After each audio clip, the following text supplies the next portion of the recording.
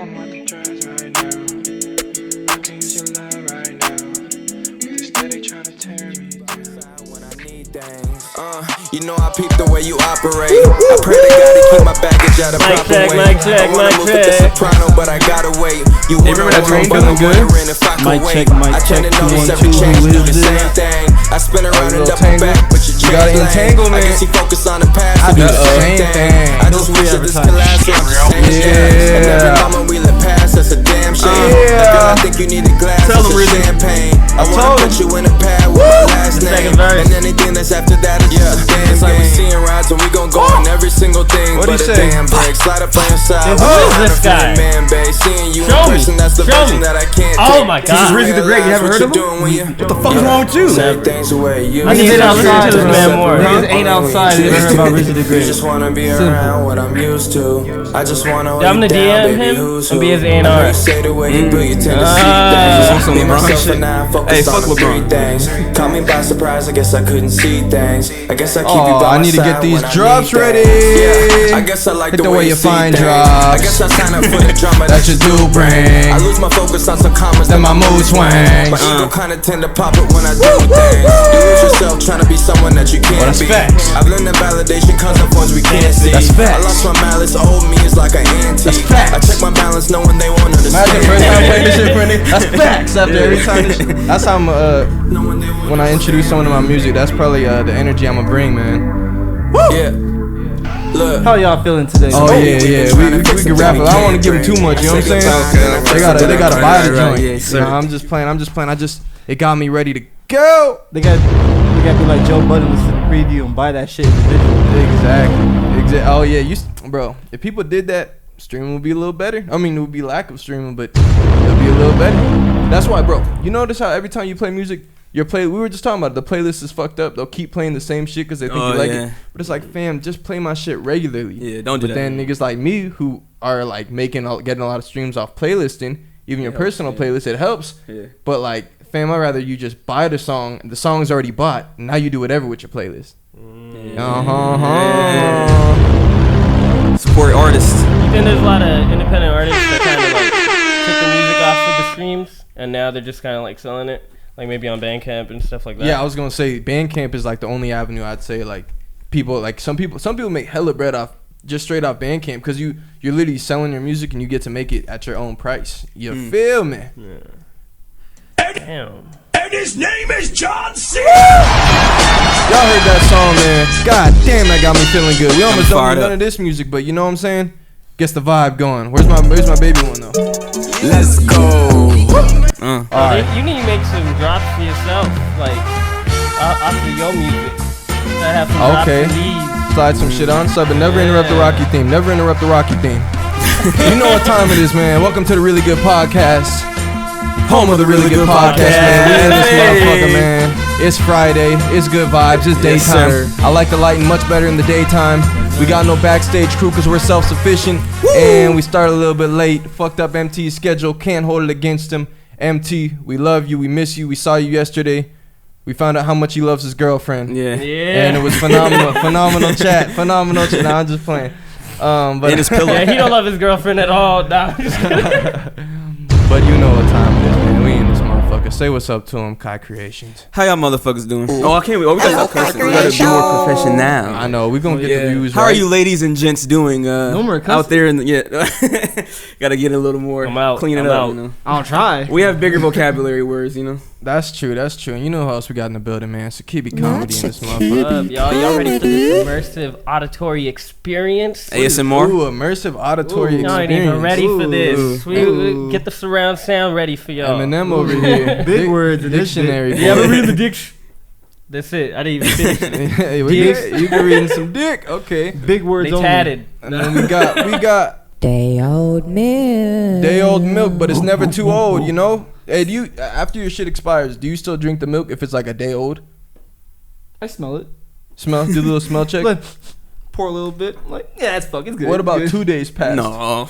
2 days past. 1 day is already kind of long. Bro, I don't like when shit is like expired. Like my mom, I see some shit expired. Like, damn, the sour cream is bad. Yeah. And she's like, oh, it's still good. You just bro, it's expired. Yeah. Like it is what it is. I'm not fucking with it. How often? It's the Wait, hold on. How often do you guys buy groceries?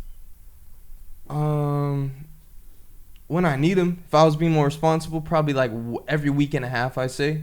Because I feel like people do, like, especially like parents, that's like a parent type of thing to do. It's like, man, that shit's okay. Because, like, you're buying the groceries and then what if, like, you're wasting food? But I don't know. For sour me, cream, I don't know. That's like, yeah. I don't know if you play with that one. Or milk. Like, that's not one The you really cheese got a want to little play green. with. No. Milk can pass the smell test. Because it's like, it could definitely pass the smell test. Yeah. If it's a few days, like, milk after the always expiration. Smells bad to me, though. Milk got a weird smell to it. But you know when it's bad. Yeah. That's the big difference. I would drink that shit, even if it's like 3-4 days after. But the real question is it the expiration date or the best by date?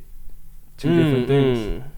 But they usually have one or the other, though. So, For like, the best buy, it makes me feel a little better. Like, oh, you could buy it after this date, so it's probably still good. Then I probably do the smell check. But the most important thing is I didn't intro myself. Rizzy, what have you done this time? Oh, fuck. A lot. Dropped a new song, ladies and gentlemen. They ain't even it's ready. out now. With a 2, not a T-O. Where can I listen to it? Man, Spotify, Apple, Tidal. Oh, I got to put it on Audio Mac. Overseas people, Audio Mac. And Audio Mac. I look way back down. It's not a crazy amount of plays. But Audio Mac is only like people that know that it's on Audio Mac. And it's over like a couple hundred. So Hey, wait. It's worth putting it on Audio Mac. Isn't it June? Oh, June. What's shit. way back down at? Oh, shit. What they at now? Oh, shit. Way back, I got to check the numbers. Because way back down might be at 50K. But also June isn't over. So if anything, it might be at like 45 overall K. Okay. But I know you get nervous, mister. We should have put a little wager on it if it hits or it doesn't hit. We should have really made it a legitimate bet. I thought it was the beginning of June. No, it's just June. It's just June. It's just Semantics. Guys, we got to go back and rewind fans it. got to remind us. Yeah, They got to remind us. Clip it. Everyone watching this, man, we have a wager going that the song Way Back Down will hit 50K streams overall on platforms by June. It's June. Maybe we at like 47. Like, I feel like we close. And also, you dropped something new. Yeah, my new shit. That's really what I'm excited to see go up. I need to get that music video done. I am tired of talking about having it on the way. I want to get that motherfucker done. But it is looking good. I can't lie. I showed my baby mama last night. Oh, she loved it. Approved. She loved it. How'd your baby like it? My baby, not there yet. I'm still working on the baby. Okay. But also, guys, guess what? We are live on TikTok. Oh, yeah. The Really Good fucking podcast. Okay, check sorry, can't curse. The Really Good podcast, guys. Come and check it out. Because this is phenomenal. We got some awesome clips. Hey, we got to have our commercial voices. That shit is way better than Pornhub. All y'all scrolling the web and shit, man. Oh, yeah. Go to TikTok. Watch our shit, man. Tune in at TikTok tonight at 9 p.m. Western. If you ain't got 9 minutes or 2 hours, I know you got a minute or 30 seconds. Bro, get your ass on TikTok. What are you doing? Didn't one of our videos hit 500K? Yes, right. Dude, we got 500K yesterday. views on one of them. Crazy. Man. We hit it 500K yesterday. We just beat your meat. We just hit 500K on our 5th video on TikTok. I wouldn't lie to you on this platform. We never lie. You didn't know, Kai? Bro, damn, that's why that dude at the gas station. Why you think that dude at the gas station kept looking over at you? He recognized you, dude. Like, man. damn. Clap it up for the fans, man, for the viewers. We appreciate y'all. Bro, you're tagged in it. And we appreciate y'all for also liking and subscribing, That's which would be Instagram. greatly appreciated, my boys and girls. Much love to y'all. So what do we got to talk about, fellas? What's new this week? We had a very sad yesterday. I think we a little, Dale and I at least a little bit depressed. Yeah. It was a tough night last night. Lakers went down. AD went out there, tried to play a little bit, and he died. You can't get mad at injuries, man. Cannot get mad at injuries. Yeah, shout out to AD for you trying to tough it out, you know. I Did give he? respect for that. No, I'm playing with you. What, he hurt his pussy? No. Man, he didn't hurt Hey, everything pussy this strings year. ain't no joke, bro. That shit hurt. Do some Kegels, bitch. No, but shout out to him though. Like, he tried to tough it out. I give him credit for that. A lot of people has been like, "Nah, I'm not playing." Yeah. But he was like, he was clearly hurting. Like, he just tried it. He tried his best, you know. Do you think he should have tried to play? Do you think they should have let him play?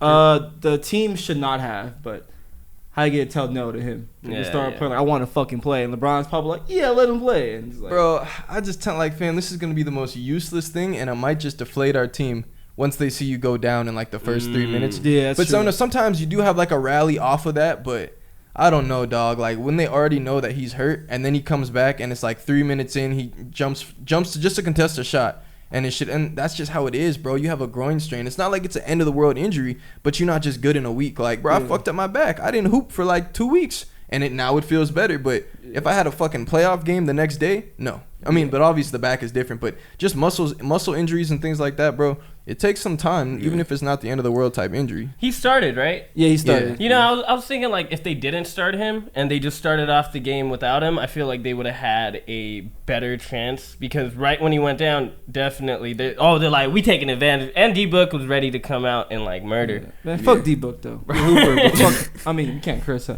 Censor that out. Screw D-Book. We could curse, bro. Yeah. You two don't even care about cursing. We probably just like... But we just gotta become professionals. Yeah. Man. I be watching the old pod. I'm like, yeah, man, it's so fucking fucked up, dude. Fuck. I'm like doing the clips, and I just see all of us cursing throughout the whole thing, and even the clips that I have to go back, and I'm like, oh, okay, I gotta cut these out. I should have just done them from the get go. Yeah.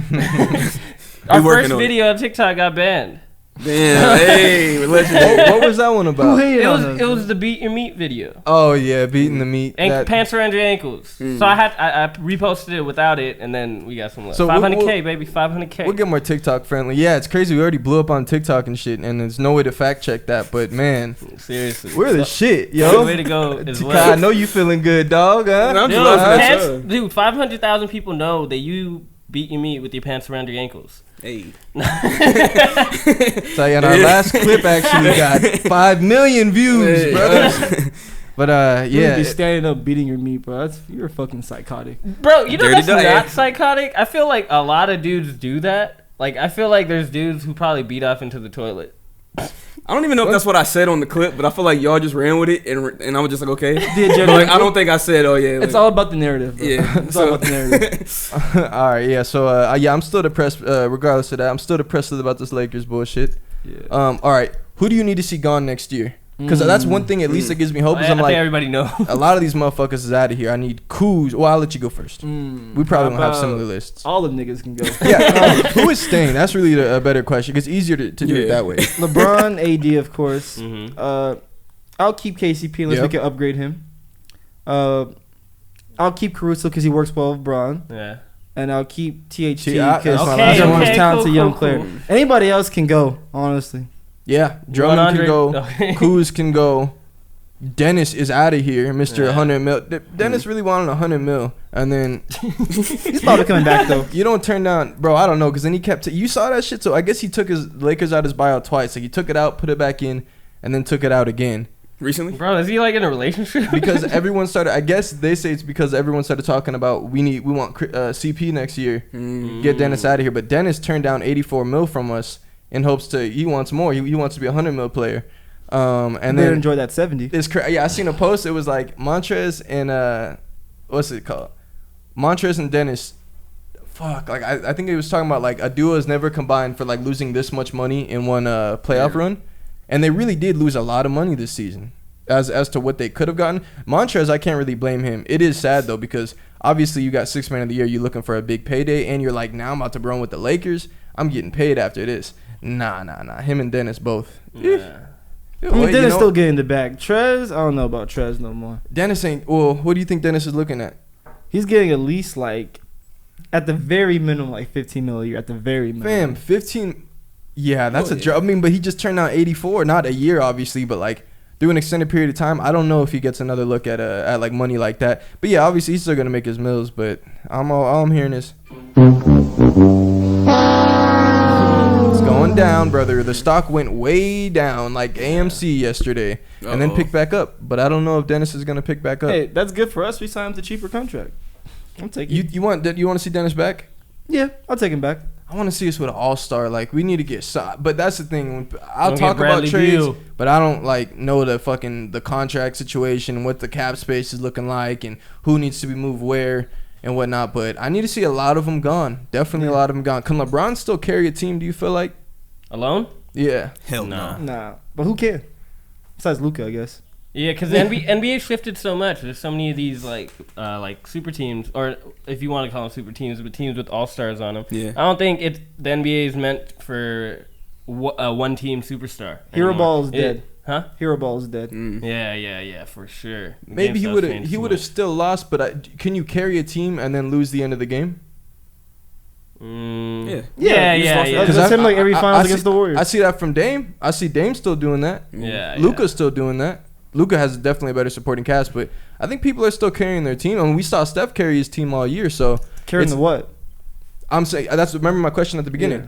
Can you carry a team and still lose? You guys all said yes. Steph carried this team the whole year. He was in the MVP conversation, so I think you can still carry. I think it's Bron's age, where he's at age-wise. I think he just isn't the same as like they're not going to get the same Bron from Miami and or Cleveland, where he's just doing everything, dropping 50. And I think he still can, but we didn't see that this postseason. But obviously he was hurt too, so kind of hard to weigh in. But I don't know if I see him carrying the brunt of like the load the same way he used to. And but at the same time, he was pretty transparent about it. He said, "AD is we're going to run the show through AD," but shit, AD was hurt all year, so we didn't really have much other choices, and no one else was doing shit. Let's just be real. Yeah, and also 82 games of you just constantly just bully ball into the paint. I don't know if that's gonna work out for like how old is LeBron? 36. 36-year-old LeBron. That's just like that's pretty wild.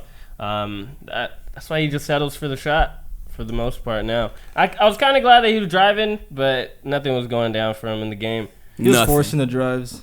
Bro, Yeah. I need to see this with a new offense next year. We were talking about it. Did I touch your elbows? Oh, my bad. We need some shooters. we were talking about it on the way over. Like, just the offense, it doesn't look good. Like, it looks like the same. The defense is seeing the same shit over and over again. It would be nice to just see some type of diversity in where we're getting our looks from and how we're creating looks. At least make these motherfuckers have to chase someone around. Like, make them have to work. But it's like they're seeing the same things over and over again and hitting us with the exact same coverage over and over again. And they're like, yeah, they're just going to continue shooting threes and continue bricking. Yeah. And then, I don't know, defense they were good with in the regular season, but in the playoffs it didn't look like, or at least that last They're game. pretty good defensively in the playoffs because, like, remember, Suns weren't scoring that much. We just couldn't score at all. So it looked like our defense wasn't that I good. disagree, bro. I feel like we were getting cooked in the pick and roll. Marcus Saul was struggling all game. It was just a straight liability. I feel like our defense, like, win share percentage was just down the whole playoffs, too. I Even feel with like 80? we were garbage on defense. Like, defense is still garbage with 80? Yeah, we pretty much struggled with defense all series. No, the first game defense was bad because we couldn't guard that double pick. Then the next 3 games were pretty good, but our offense was just bad. Then when 80 got down, we got blown out game 5, and then game 6, like they made every shot. But we did have a lot of lapses game 6 too. But in the third quarter, we really locked in. We made that mini comeback. Yeah, so I'm not too concerned about the defense. We might have had a quarter of good defense, but like overall, I think everyone is pretty down on our defense. Yeah. Also, Bron does not play any defense. I understand, but dog, I hate when this nigga leaves people wide open for threes. Like, there's a lot of play. You go back, like, whose man was that? Oh, Bron, he's just standing in the paint. Like, I get that he's old, but it also is a factor when we talk about carrying a team. Like, he is not the defensive juggernaut that he once was, but I mean, no one can be as you get older. He played great defense the whole year. He was just hurt, remember? His defense in the playoffs was not good. Yeah, but he was hurt in the playoffs. Yeah, and that's why this whole conversation, we know that he was hurt in the playoffs, but if we're talking about what we saw, his defense looked pretty bad. And then the year before, he had very timely good defense, but he just has a lot of possessions in games where he also does play the percentages, so he'll let people shoot open threes.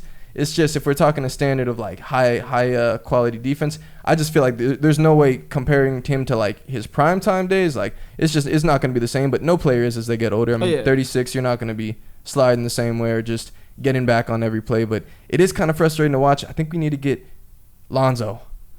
If at nothing we get Lonzo, back. Come on, be real. Bring the vibes back. Bring the Lonzo at the point. We still in the playoffs. I don't know about that one. He would have had at least 1 or 2 33-point games. I don't know about that one. We need Kendrick Nunn at the point. That's what we need. Or Pritchard. Yep. Cameron Pritchard. Yep. Oh, you like? Oh, Pritchard's pretty nice. I've never seen him make a bad play. I'm hurt, man. So, what teams are y'all watching now? Because I feel like the playoffs just got hella dead. What teams are y'all interested in now? I'm gonna watch the Mavs, and I'm gonna watch the Nets, and that's pretty much it. I'm excited for that Nets-Bucks series. Yeah, it's a bummer that it's not going to be the Eastern Conference Finals. Yeah, but it's like whatever. It's like we're really getting that's the big matchup, and then the finals is that's really the only big matchup because it's gonna be Philly and what's the other team? And Philly don't got Joel. Hawks. But that might actually be a good game. You said Philly and what? The Hawks. The Hawks. Without Joel, I think I think that'll be a fun series to watch. Y'all saw the Hawks Knicks series? I saw some of the games. A little Bro, bit. Ice traded Gang, man. He was looking like the man. It does kind of seem like a different league when you just watch those two teams play, though. I can't lie. Like, it was a great series, but like, I feel like you could see like neither of these teams have a chance of like actually stacking up with like good teams, but they were doing their thing. I mean, bro, Knicks fans are the funniest fans ever, because like they're talking all this shit at the beginning of the game, throughout the game, and then at the end, and they just look at their crowd. They're like best fans in the world. I gotta give some salute to Knicks fans though, because they've been garbage for a long time. They still support that team. They're better I than know, me, bro. man. Like Spike Lee, especially Spike Lee. Like I know he said a few things when they were just when they didn't get KD. Yeah. And he was like, man, I gotta stop coming to these games. Motherfucker's been showing up for like 30 years. Spike is crazy. They kicked him out the Garden and shit, and he's still coming back. He cannot give up on that team, and I respect it. Yeah. How do you guys feel about these NBA players talking shit more during the playoffs? I love it. Trae Young's been talking a lot of shit. Devin Booker been talking a lot of shit. Intensity. That whole series they were getting into. Luka talking a lot of shit too. Exactly. I just think the league to stop calling that bullshit. I mean, everything that's a hard foul, they're gonna call flagrant or technical. It's like, bro, this is what we want to see. Like, even not even just the hard fouls type shit, but like the trash talk, people getting into it. Like, bro, it's the playoffs. Like, this is how it's supposed to be. Y'all not supposed to be buddy helping each other up and shit in the playoffs. Like, this is what we came to see. So it's like, I get you want to branch it out so a big audience can watch and shit. Fam, people want to see this shit, bro. Come on now. And if they have a problem seeing it, they must have a problem with basketball. Go to the park. Niggas is getting into it at the park. Like, it's just an intense game. Yeah. Dude, I love playoff intensity because I love when they're playing defense. Like, that's the best part about the playoffs. Half is that court. they're actually they're picking up right there. Yeah. And I enjoy that so much, especially like some of the calls were like, "Damn, that's a foul," but honestly, like even against the Lakers, when I think they were trying to box them out, Wes Matthews gets He got booty bump. He got booty bumps for sure. Yeah. And then they didn't call anything, and we're like, that's a foul just because we're losing. But at the same time, I was like, oh, I'm so glad they let that go. Yeah, I'd rather them like not call shit than call everything. Yeah. Like all those bullshit bumps and they get 2 free throws, like do something fouls. Like, see, that's not the NBA I grew up watching. Yeah. I grew up watching, like that Kobe, Shaq, McGrady, Garnett era, and slowly transitioned to like the Kevin Durant era, and like. Niggas did not hoop like that, bro. Like, they tried to get baskets, not free throws. And, like, I feel like the league is just not as good anymore because they're onto that analytics thing, all, like, player movement. Like, that's all great and stuff, but we fell in love with the NBA and basketball for what it used to be. And it was slowly getting away from that. Dude, imagine that type of NBA with, like, how much offense there is now. Yeah. Oh my God, that'd be so entertaining. Instead of just watching like the best player just go to the rack and try to win the game. But part of the reason the offense is so much better now, I mean, even just visually, is because you're able to hand check like a motherfucker the whole time back then. So hand checking changes a lot. Like, Steph is not getting to the rim comfortably with the hand check. That's why all the guards back then, they had to pretty much post up. Like, the guards all had post hooks and shit like that. So like, you'd see a bunch more post-up playing shit. So, like, I don't have a problem with the hand-checking rule. Like, it makes sense. And when I'm at the park, motherfuckers put their whole hand on my chest or, like, push like that. It's like, I'd rather see the offensive game. Like, I want to be able to fucking blow by you if I get by you, not have your hand in me. Yeah. So, it's like, I don't have a problem with the hand-checking shit, but just in terms of the foul calls and the soft shit, that's the shit that they need to bring back, dog. Like, I see Devin Booker get bumped and get 2 free throws one more fucking time, bro. I'm going to lose my mind, bro. Hunt it out. But, all right. Shay, we kind of on sports, so we might as well stay a little bit sports. So Naomi Osaka. I don't know. I was thinking Osaki, probably because the drink sake. Yeah, alcoholic motherfucker. Naomi Osaka. That's racist. She was withdrawn from the French Open and will take some time away from tennis after controversy over media obligations. Naomi Osaka is withdrawn from the French Open, announcing Monday on social media that she will take some time away from the court. One day after she was fined and threatened with harsher sanctions for skipping her mandatory media obligations. I'm going to just read her whole statement just so it's not like misquoted and all that. Hey everyone, this isn't the situation I ever imagined or intended when I posted a few days ago. I think now the best thing for the tournament and the other players and my well-being is that I withdraw so that everyone can get back to focusing on the tennis going on in Paris. I never wanted to be a distraction and I accept my timing was not ideal and my message could have been clearer. More importantly, I would never trivialize mental health or use the term lightly. The truth is I have suffered long bouts of depression since the U.S. Open in 2018, and I have had a really hard time coping with that. Anyone that knows me knows I am introverted, and anyone that has seen me at tournaments will notice I am often wearing headphones as it helps to dull my social anxiety. Though the tennis press has always been kind to me, and I want to apologize to all of the cool journalists who I may have hurt, I am not a natural public speaker and get huge waves of anxiety before I speak to the world's media. I get really nervous and find it stressful to always try to engage and give you the best answers I can. So here in Paris, I was already feeling vulnerable and anxious, so I thought it was better to exercise self-care and skip the press conferences. I announced it preemptively because I do feel like the rules are quite outdated in parts, and I wanted to highlight that. I wrote privately to the tournament apologizing and saying that I would be more than happy to speak with them after the tournament as the slams are intense. I'm going to take some time away from the court now, but when the time is right, I really want to work with the tour to discuss ways we can make things better for the players, press, and fans.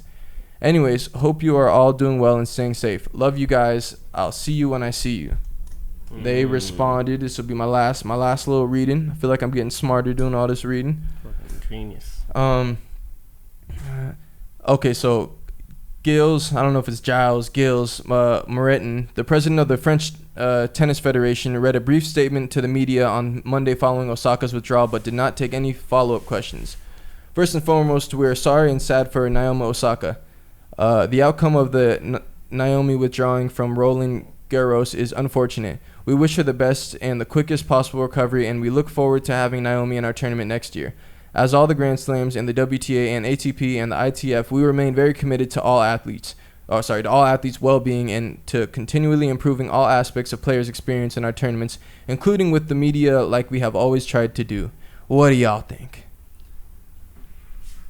Oh, I thought you were about to go in. I was, but I'm going to let you go first.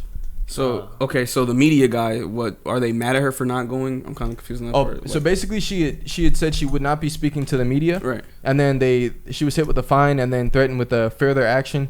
And so then she announced, and people were also getting on her saying that she trivialized mental health because she said she wasn't going to do the press conferences for her mental health or wasn't going to speak to the media for her mental health. And then people were saying she trivialized that. And then the Open basically fined her and hit her with a $15,000 fine. Oh, it's $15,000. Oh, okay. It's pretty low, right? So $15,000 fine, and then they threatened her with further actions, and then she just basically posted the statement. That was the statement. And then I asked him, so our tennis players, are they under contract or something? Yeah. Okay. Same thing as other athletes. Just that's why she was getting fined for it. Okay, basically. Yeah. That makes sense then for the breach of contract. But if it's something mental, or if she's claiming that it's mental health, like I don't understand how you could ostracize her for saying that it's for her mental health that she doesn't want to go speak to the press. Like how I don't understand the trivialization, I guess, aspect of it. But I guess do they think she's making a joke of it? I honestly don't know about that. But no, she should take time away. Like, I mean, she says she's introverted. If she's an introverted person, like, I mean, how many of us have our introverted moments where we don't feel like talking to anybody? So to be that on a daily basis and to say, like, and claim, like, not even claim, but just say, like, I'm not great at public speaking. This is something that is a lot of pressure, stress, anxiety, along with playing in the tournament. I mean, she's a human too. Like, cut her some slack. Let her, Do you guys think that it's okay for, like, athletes to have, like, days off like that? Okay. I want to get into that after. I want to get into kind of the overall topic of like athletes not talking to the media. But for her, I think we also got to understand how big of a deal it is for her to not play in this. What's the tournament called? The French Open. Yeah. Mm-hmm. It's a huge deal, bro. Like in sports, she's like Serena of her time right now. Yeah. Like she's like Tiger Woods of what she's doing. So it's like if Tiger Woods was like, yeah, nah, I'm not gonna slide over what happened. It's almost like it's not similar, but it kind of reminds me of when Kevin Hart was dealing with all that shit. And the Grammys were getting at him like, yo, you need to do this and that. And then they temporarily had it like upheld or suspended type shit of like he's not, as of now, he's not going to be hosting. Then they come back to him and he's like, nah, I'm just done. No, I'm not doing it. Like, it's over. And they have multiple people come back to him like, yo, I feel like they didn't fuck with the way she did something. She is a huge deal. Like, they are losing money by her not coming. And she's basically, I feel like she handled it really well. Like, the post she put out, I feel like she came off pretty honest, pretty straightforward about what she deals with and just explaining her state of mind. And then it kind of does paint a picture of like, oh, so she's dealing with social anxiety and dealing with social issues, has issues with different things that she outlined of mental health type things, asked to not speak to the media. They immediately fined her to be honest, if you're that much of a moneymaker, breadwinner, I get the contractual things, but I might go about it differently if it is something someone is saying that it's for their mental health and stuff like that. I'd probably get more insight into what's going on, because I mean, for them, if you're looking at their position, it's like, damn, she really left, like she's not coming, and that it definitely is that's a huge statement to just say like, all right, well, I'm not coming. If that's how I'm being treated, I'm gonna be further threatened with other things. I'm gonna get fined more money. I'll sit this one out and I'll be here next year. It's a huge deal, because even now, the winner of this shit, they're gonna know it's an or I just heard someone saying today, it's an asterisk next to it, and that's how people are gonna take it. Well, Naomi wasn't there. It's like if Serena and their heyday and shit. Oh yeah, she wasn't there, so you won without him. It's like us in the finals this year. You won. Yeah. The Lakers aren't even at the final, so is it really a ring, Dale? This season doesn't even fucking count. Is it really it's like a ring? the COVID ring, how everybody was trying to talk about. Stop it. It doesn't count. Stop it, Sakib. That one only did saying count. it doesn't count because their team weren't good enough. Yeah, come on now. Exactly. Stop it. But Lakers fans. The way I feel about this Naomi Osaka situation is just like, I don't mind them finding her, because once again, that is one of her responsibilities as a member of the French Open. Like how NBA players, if they choose not to speak to the media, they get fined. Mm-hmm. But I don't like how they threaten her with suspension just because she didn't speak to the media. And you know what? I'm going to do it. I'm going to play my race card. I think because she's black. Because I know that when Serena was in her heyday, she used to get a lot of bullshit from like the tennis people and stuff like that. And like, how come it's always Serena and Naomi in the media with all these controversies? Like, none of these other white tennis players have controversies too? I never hear about that shit.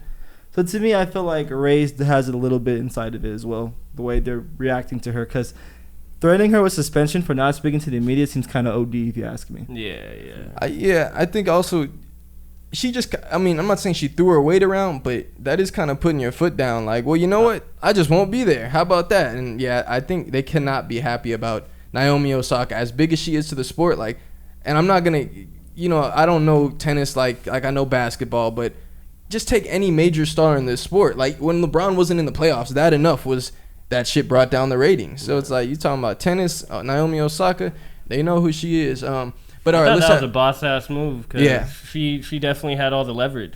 She's the number one player in the world, and number she two, young, whatever. Fam. She's 23, so it's not like she's.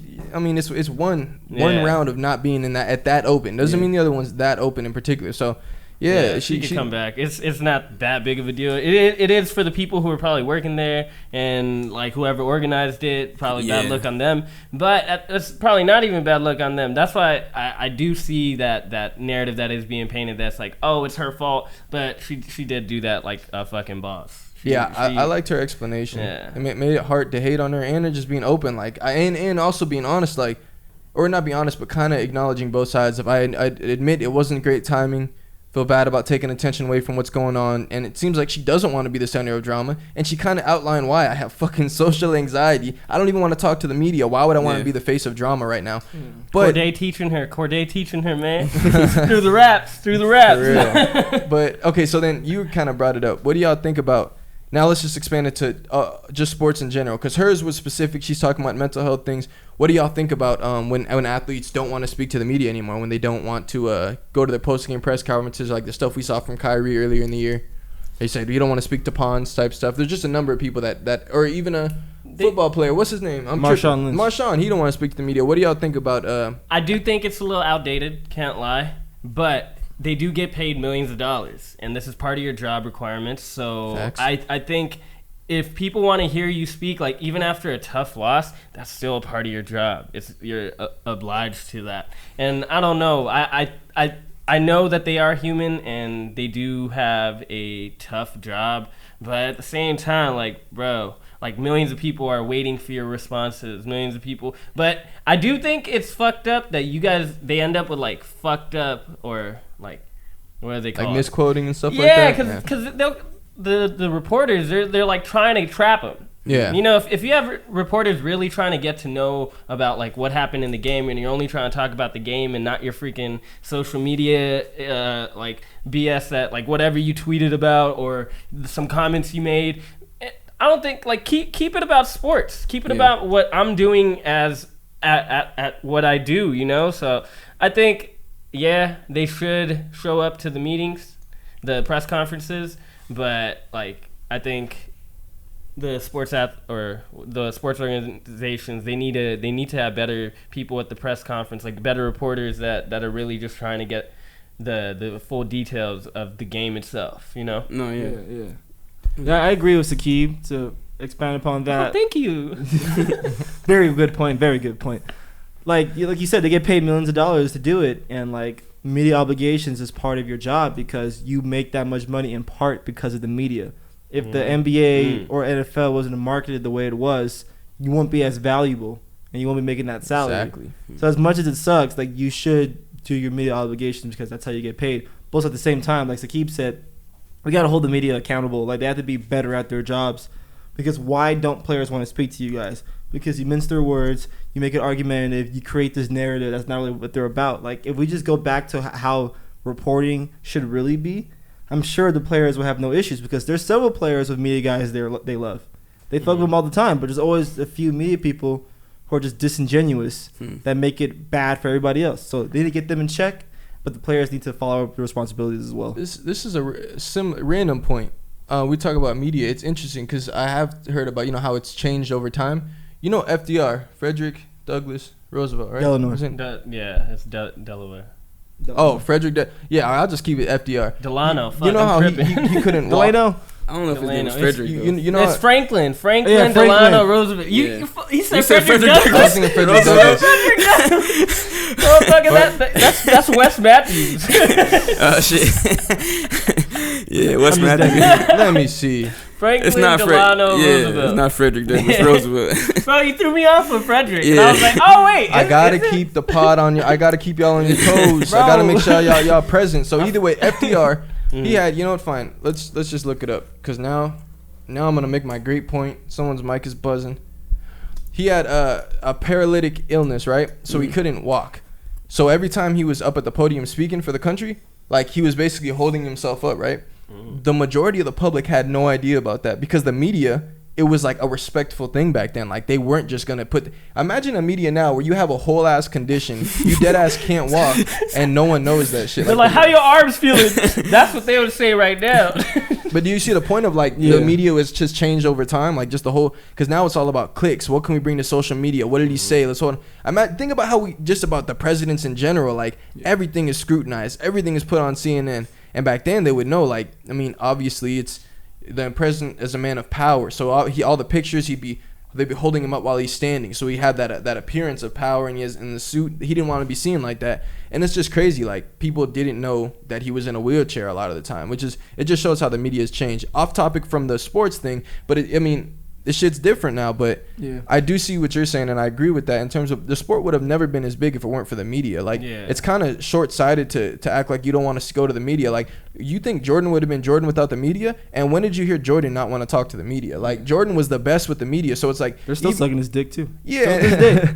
Till this day. And even when people, talk about, the media does this, and the media does that... It's like, fam, but a lot of players have dealt with that same shit. The media does this, and some people are better at it than others. Like, even the Kyrie shit, a lot of it is Kyrie, I'm reading the full statement. I read the entire statement you made, and I have my judgment based off that. Why are you still talking about the media?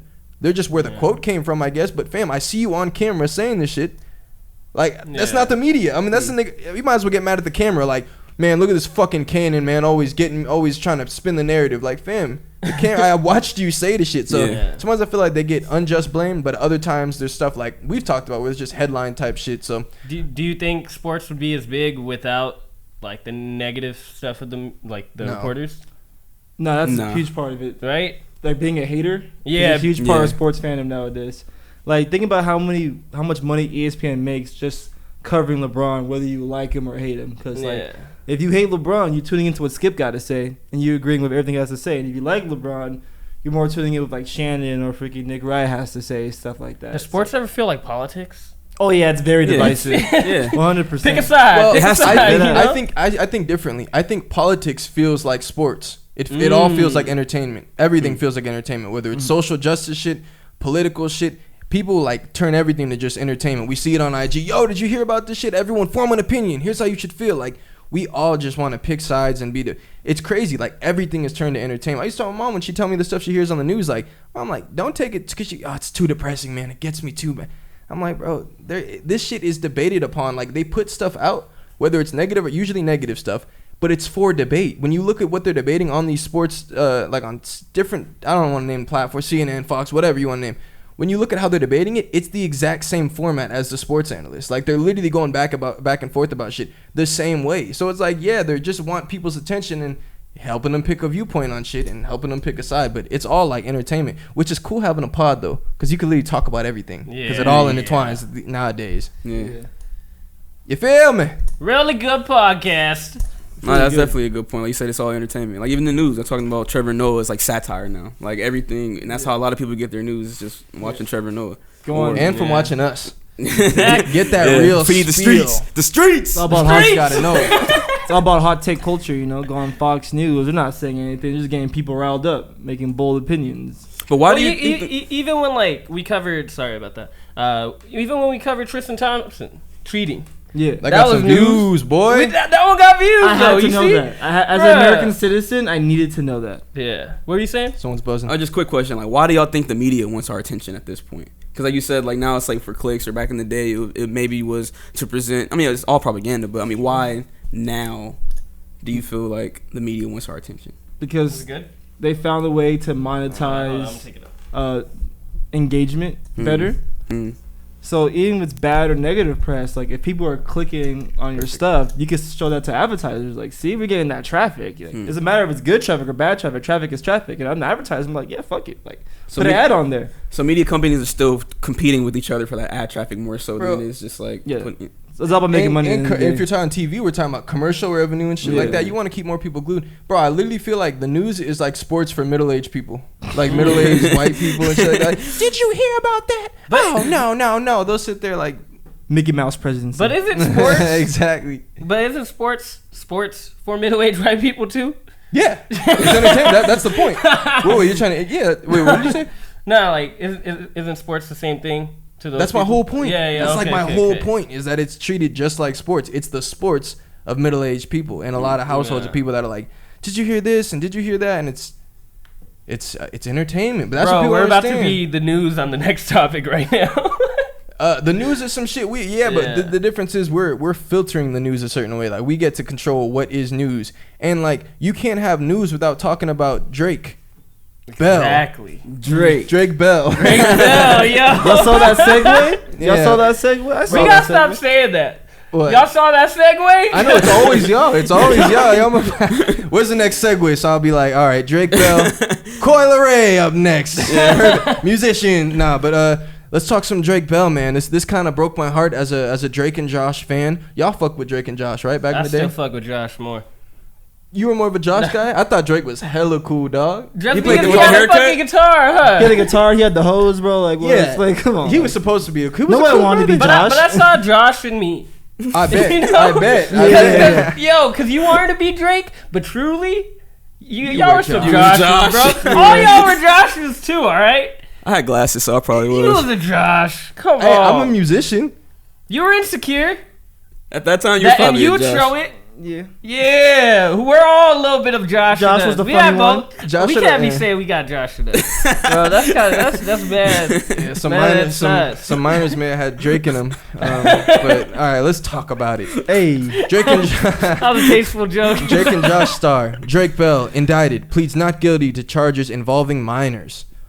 Drake Bell, known for, it actually has a different name now. It's like Drake Come something because he moved to Come. So I fucked that up. It's like I'll figure out the name. I'm sure it has it in somewhere here. But Drake Bell, known for his role as Drake Parker on the Nickelodeon sitcom Drake and Josh, has been Yeah. indicted on 2 charges involving minors. The 34-year-old actor, whose full name is Jared Drake Bell, was taken into custody by Cleveland police, according to Cuyahoga County case summary. His mugshot was time-stamped on Thursday, but no date of the arrest was given.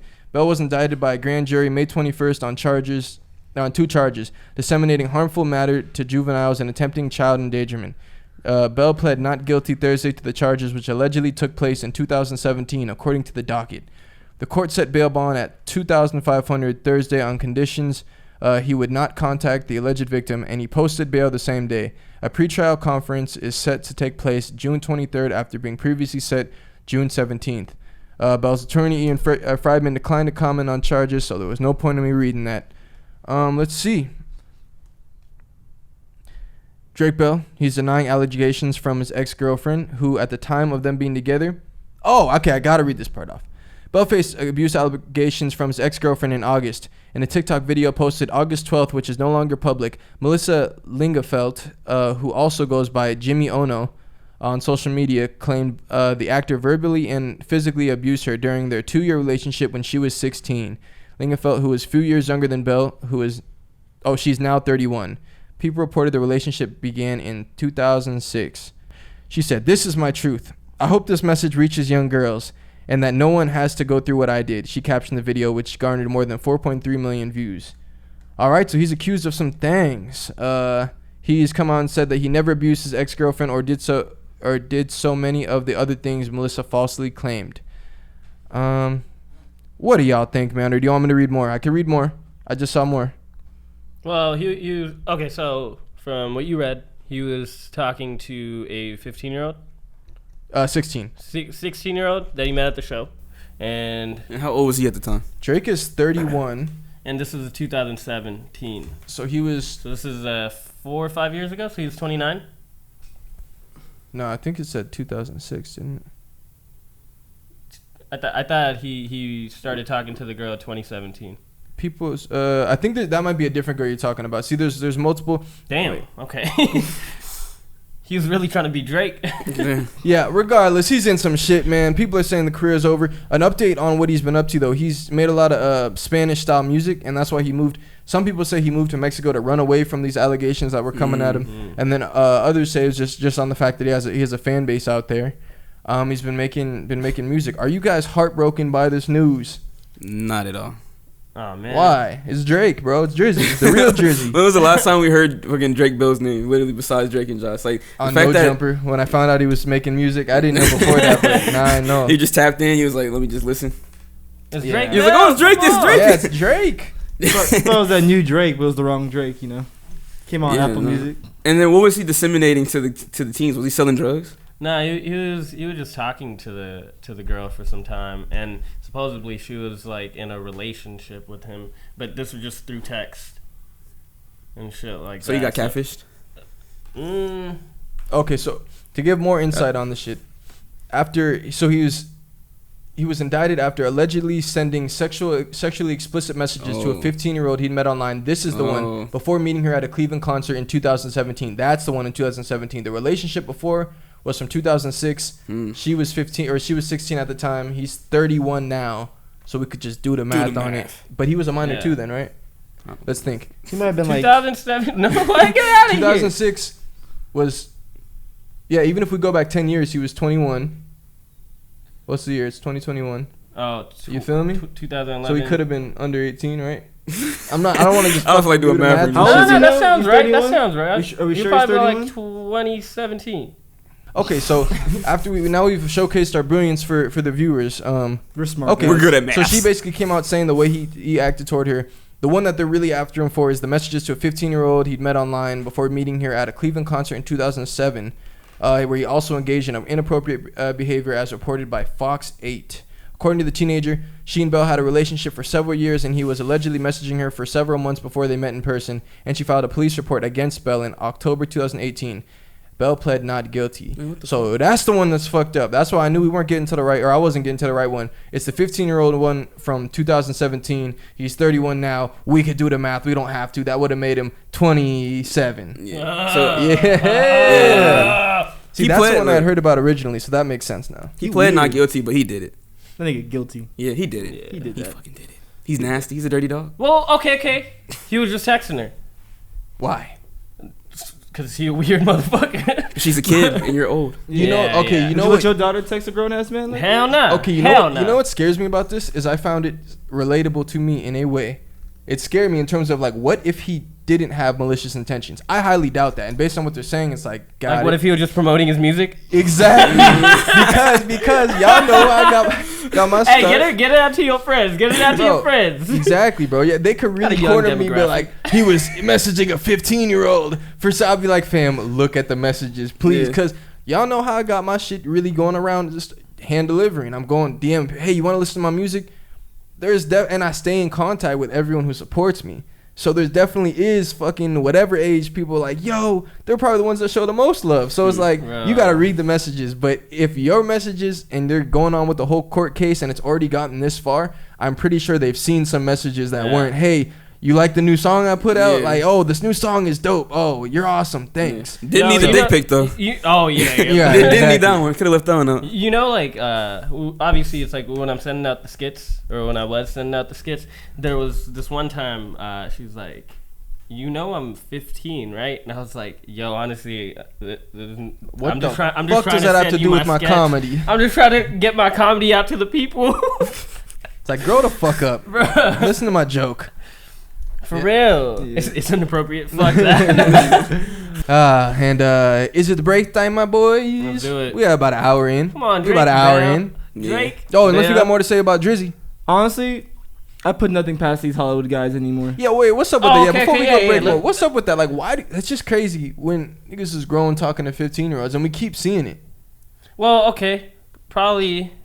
Actually, I don't know. Well, maybe his ass probably got... Okay, I don't want to put that out there, but he probably went through some shit himself that probably created this person that he is now. Like, because you always hear about child actors, right? Yeah, and how they're all fucked up. And so it's something wrong with being in that type of industry at such a young age that you might see things that isn't normal to others, and as you get older, it's kind of normal to you. So hey, what if I never got to be a kid? Your bright brain is. I mean. That's to be honest, people mention that about Michael Jackson. Man, like that's why he was hanging with. It's like, nah, you're 39 though. It's like, fam, I'm sorry if you didn't get a childhood, you still don't get to talk to kids, fam. Yeah. Like you don't get to live it through them and get your. Ugh. So what do you do with those fucking child actors that end up getting fucked up? You gotta talk to other child actors. I mean, if you like start seeing yourself liking kids, you just gotta cut your dick off. Get your fucking balls cut off, dog. Dude, just neuter. After you get it cut off, you gotta get like one of those surgeries that you have a fake dick, like a metal dick or a plastic. Yeah, dick. so you can't get hard. You two make some good points though. One about like how like the cycle, like if you're a child actor and you've been abused, like you're more likely to abuse somebody else because it's your reality. But also at the same time, I never thought about that. Like they never had the childhood they deserve, so they're like mentally probably still 16 years old. Yeah. Bro, you know the thing about it, like if you and I've worked as like extra on shows and shit like that, like. If you see what actual, I mean, even guys will just tell you, guys that shoot movies, I never done nothing about like movie, but like people that make movies, people that make consistent TV shows, that shit is a lot of work, bro. Like, but that's your job. Like, you're away from your family. This is your fucking job. Kids, bro, like, it's just as much of a job. Now, you have reduced hours. They have a certain cutoff of how long kids are able to work. Exactly, child labor. Yeah. But fam, like, you are working, and like to be on a show that big. Think about it. This is people like grown people's livelihoods that are well off. The producer. Think about the fucking camera guy who's like, yeah, bro, I just got this gig on Drake and Josh. He probably fucking told everyone, you know, yo, I'm working on Drake and Josh now. Big ass show. This is funding so many people. Fam, like, that's no joke. You don't get to be a kid the same. Yeah. And I mean, I think you got to have a really good support system, but I can imagine you're not going to be a kid. And I'm not shooting them bail. I'm just saying, like, if we're talking about why we see so many kid stars being fucked up, I could see that. You're a kid putting like food into other kids' mouths. Other adults' mouths, Other adults and their kids. So it's like, are you really a kid? That's like that's they eating off you, exactly. Excruciating life, man. And the fame too, like that's too much fame. Kids like should not be having that much fame, bro. Like, and Drake was getting hoes, bro. You know he was. I probably shouldn't say it in this context. Now that we see what he's on, but you know, bro, Drake was a fly dude back then, bro. I don't know, bro. I never could catch on with the bowl cut.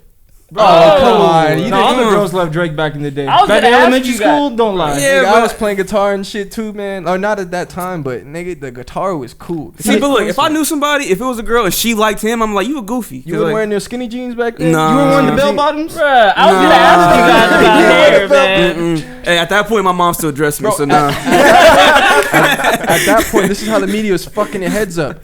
I'd seen so many stars. They all had the cool long hair. Man, I wish my hair was straight at the time. I was like, man, I got these curly fucking locks on my shit. Like, bro, the whole time growing up, I remember in elementary school talking to a white girl, and I was like, she was like, I wish my skin was like yours, like tan. And I was like, I wish I had straight hair like yours. That shit would be cool. And I was jealous of all the kids. Like, bro, I would have had my shit right here, and I'm glad I don't, because Had I the would have looked like bangs. I'm about to say a different I had word. the faux hawk. I had the faux hawk, and the back wouldn't stay up. And then I would look at Tori's hair. I was like, "This bitch, you got just stay in the state. All you gotta do is pick. You ain't gotta put no gel or anything." Yeah, nah. See, but before then, I was peanut head.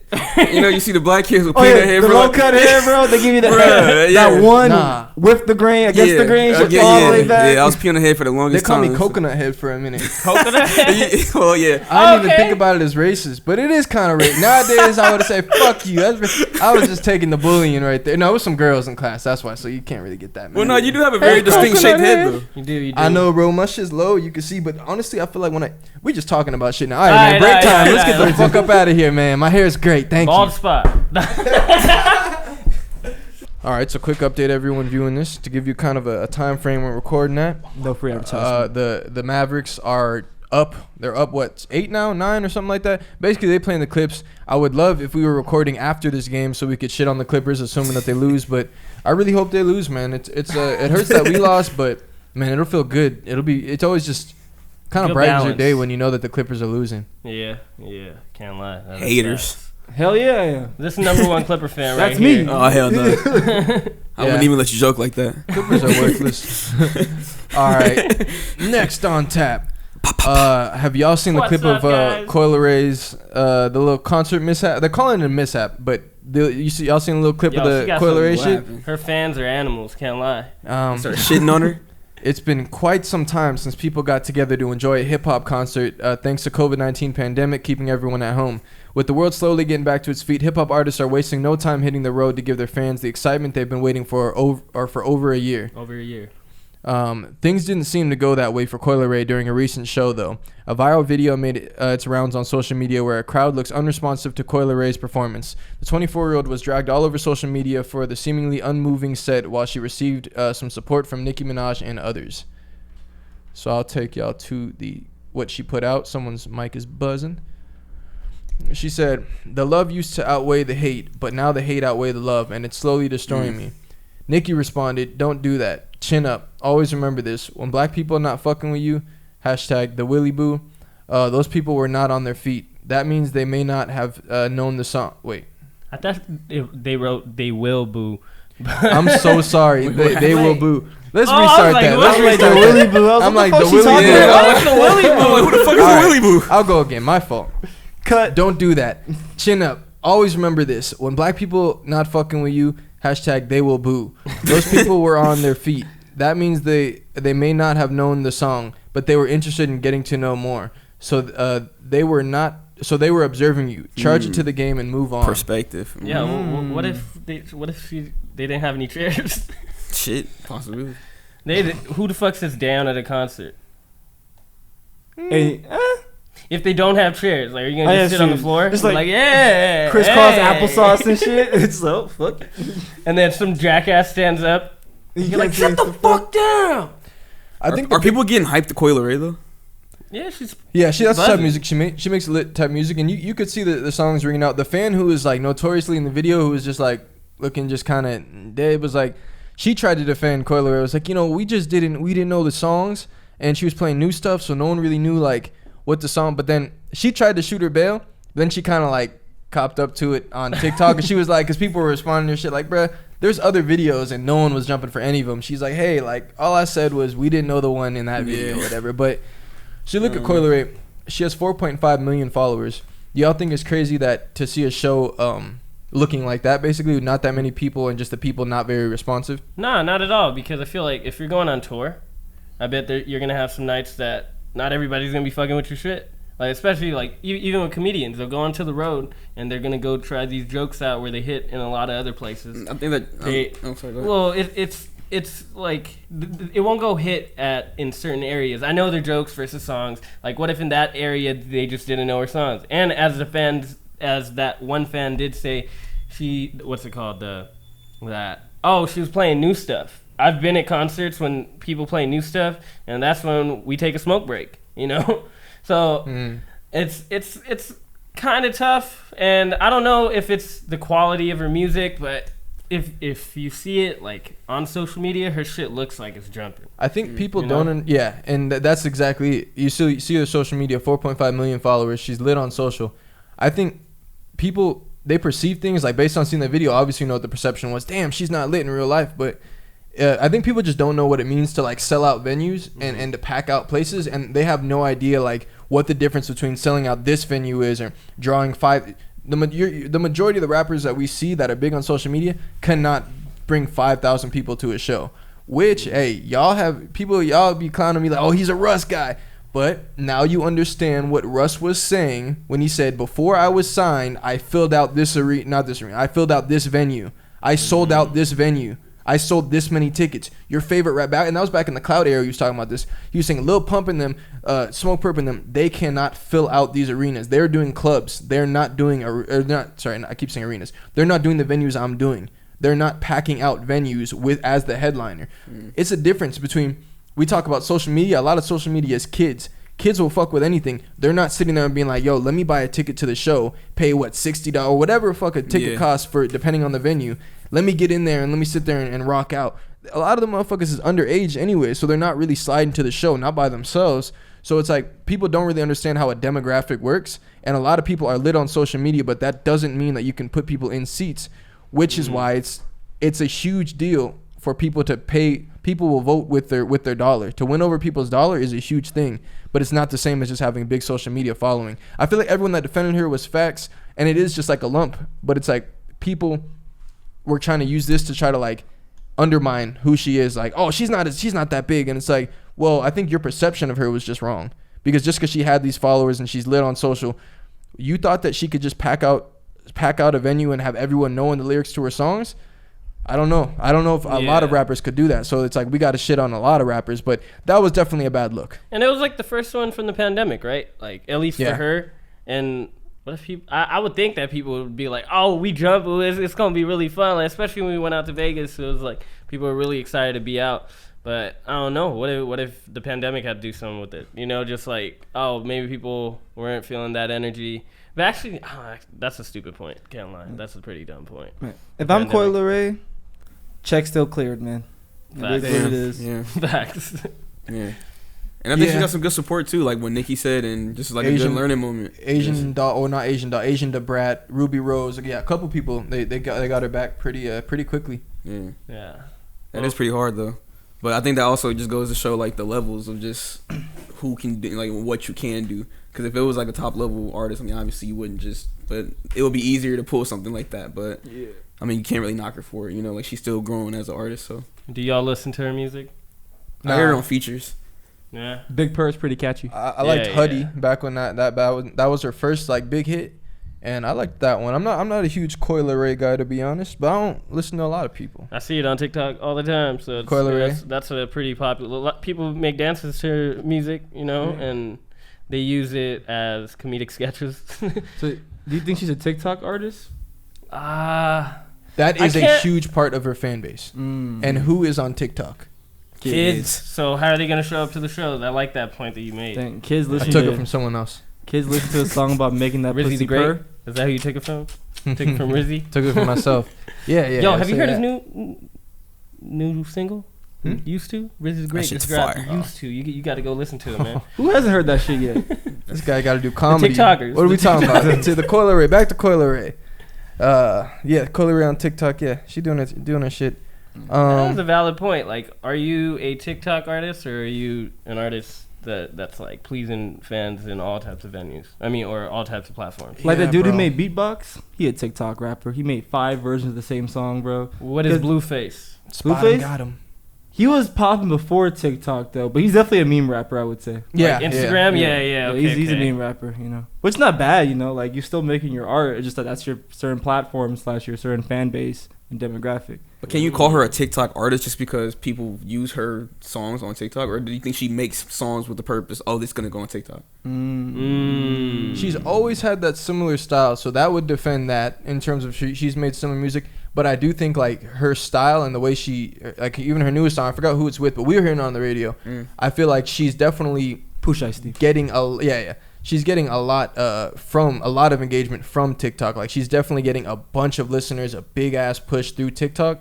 So it's like, yeah, I think that a lot of her fan base is through TikTok and through Instagram. I mean, even Instagram alone, though, 4.5 million followers. Like, she got. I guess there's a difference just between clout as a social media figure versus the clout you have as an artist in terms of how many seats can you get in this venue, how many seats can you fill, and that's a different story. But everybody got to go through shit like that. I'm not trying to shit on her though, but like, let's say you was at the mall and someone was like, "Hey, Coi Leray over there," would you be like, "Eh"? Like, how would you react? Like, or would you be like, "Oh shit, it's Coi Leray, I gotta go over there"? I'm not the one to ask though, because I seen J. Cole in a fucking Shoe Palace and was like, "Who's that?" Yeah, I'm not really like, I don't like. Not starstruck. We'll meet. Yeah. I mean, I'll turn my head around. You'd be like, "Oh." Would you take a few steps forward? Would you holler at her or what? He would. Nah, She not your type? I don't like skinny women personally. Oh wow. Wow. Did you have the Say cheeks? that, bro. Are you really body shaming people right now?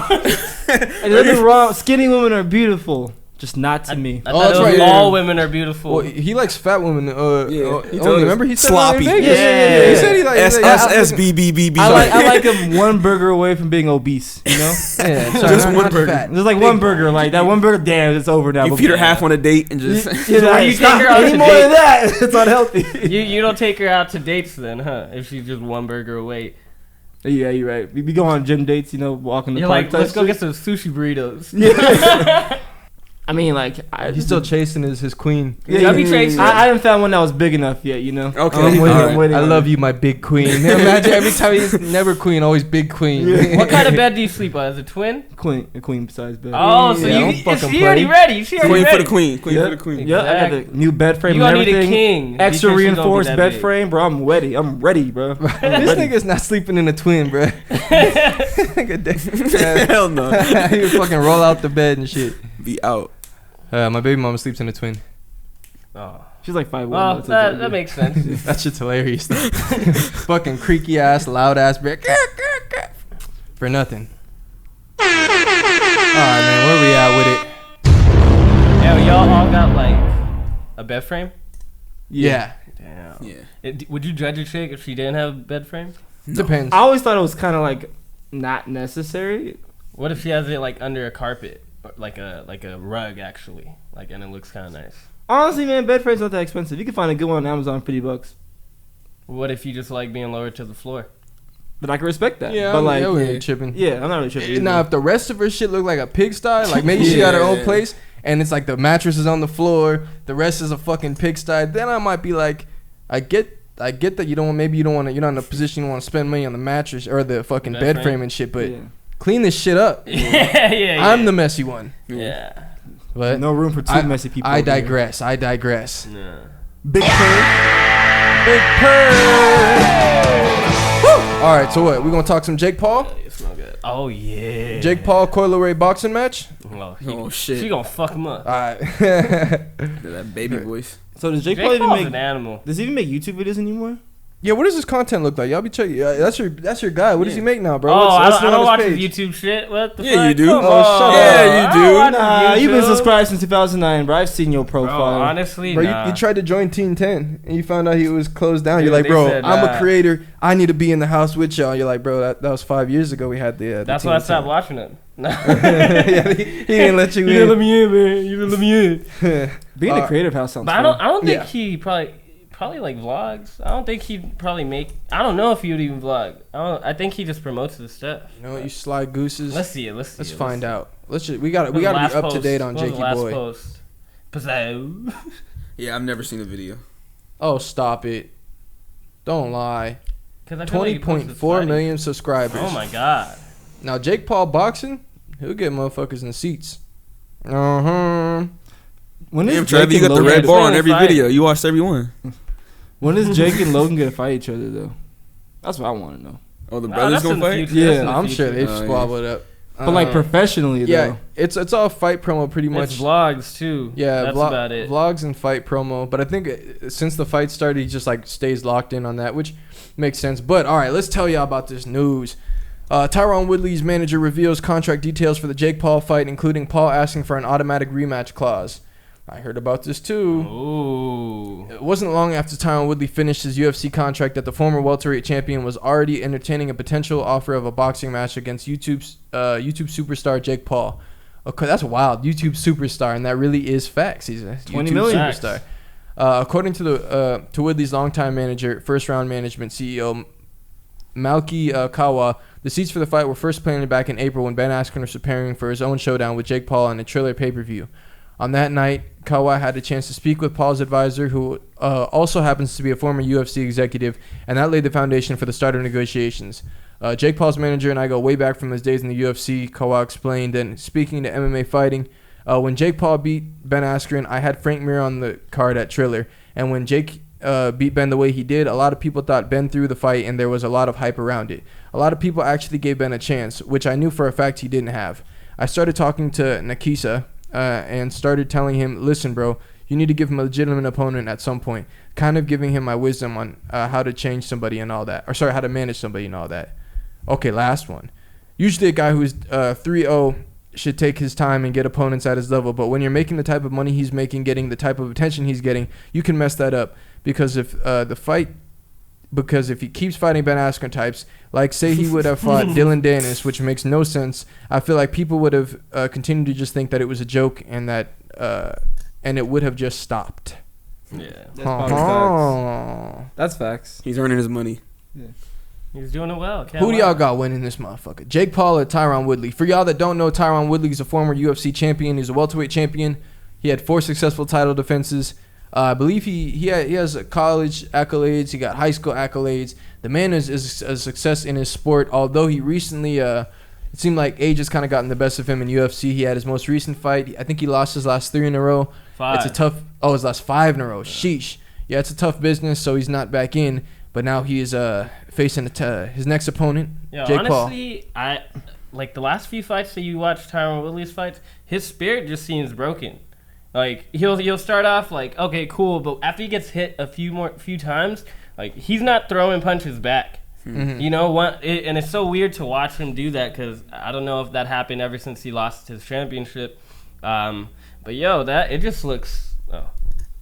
Yeah, like watching him fight, it aggravates me because he's so big. And you would think that he'd even go for a takedown, but he doesn't even do that sometimes. Like against Gilbert Burns, he kind of got like he landed a couple of times, and his confidence started rising. But Gilbert Burns, he's a really good striker. He started landing on him, and he stopped throwing back at him. So I don't know. I feel like if I'm rooting for Jake Paul because I want to see him. I want to see how far he goes with the fighting. Yeah. And I think it would be way more. I don't think Jake Paul would knock him out. Who do you think will win this fight? I think Jake Paul will win this fight. Okay. So let's go with that. Full disclosure, I know nothing about combat sports whatsoever. And I'm not falling for this bullshit again. I thought Ben Askren would win. Just because he's a professional fighter. I was just like, he gotta win. But nah, if Jake Paul is scheduling a fight with somebody, it probably means that he feels like he has a great shot at winning. And the guy, he told me he was struggling the last few fights, but he did put a rematch clause in there. Yeah, and but then again, so there was that clip of him. He's told Tyron, let's make a bet. If you win, I'll double your purse. If you lose, you got to give your whole purse to my foundation. Purse just means what you get paid for the fight, your fight check. Yeah, fuck it. I'll just read out the background. As American professional mixed martial artist and broadcast analyst, he became the UFC welterweight champion when he defeated Robbie Lawler at UFC 201.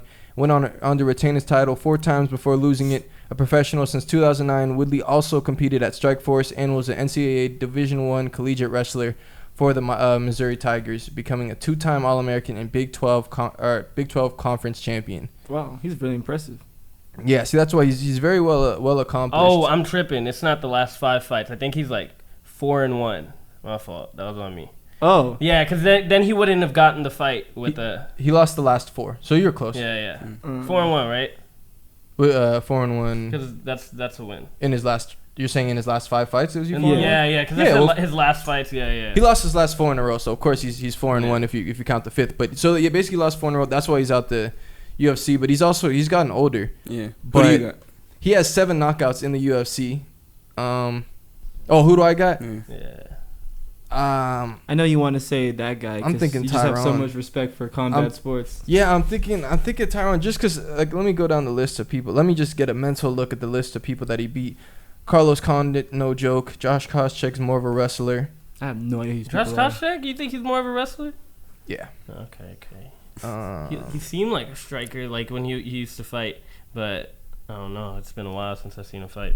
Random question. Yeah. Who are your favorite type of fighters? What type of fighting style do you prefer? All around. I mean, that's really what the game has come to now. I mean, you look at John Jones, all around. He's a wrestler. He has submissions from the ground. He can work off his back. He's not a huge work off his back kind of guy. Pause. But, I mean, the striking is there. So someone who's fucking refined at striking, refined grappling, refined fucking wrestling.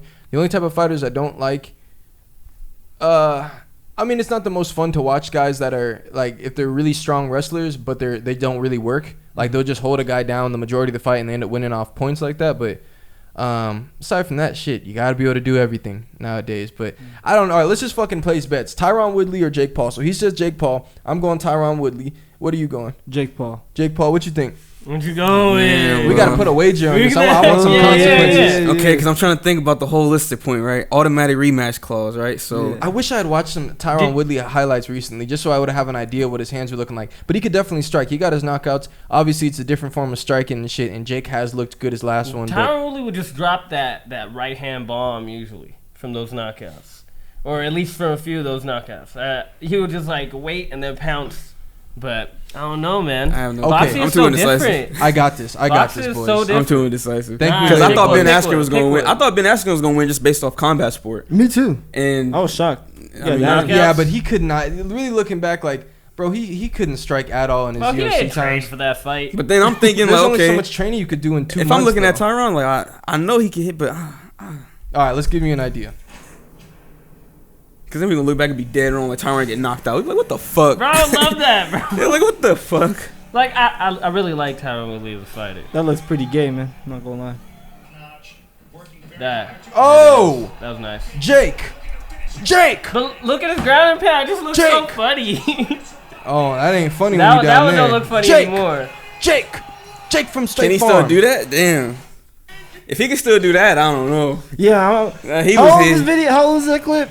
That ain't no scrub a dub dub. Yeah, no, them punches coming straight. Yeah. Okay, Josh Koscheck, he dropped his ass. Knockout. Look at his legs, bro. Boom, that's the one. Damn. Yeah, that's done. Damn, that one. Yo, Oh, rewind now. damn. Rewind Damn, now. stop that motherfucker. That ain't no joke. Damn. Alright, we gotta do a wager then. Jake the Snake. Little touched him up. Damn. All right, all I right. just First feel- fight's gonna be Tyron, and then it's gonna be the automatic rematch clause, and then Jake gonna win. But then at that point, we're not going to see round 3, so then like, all right.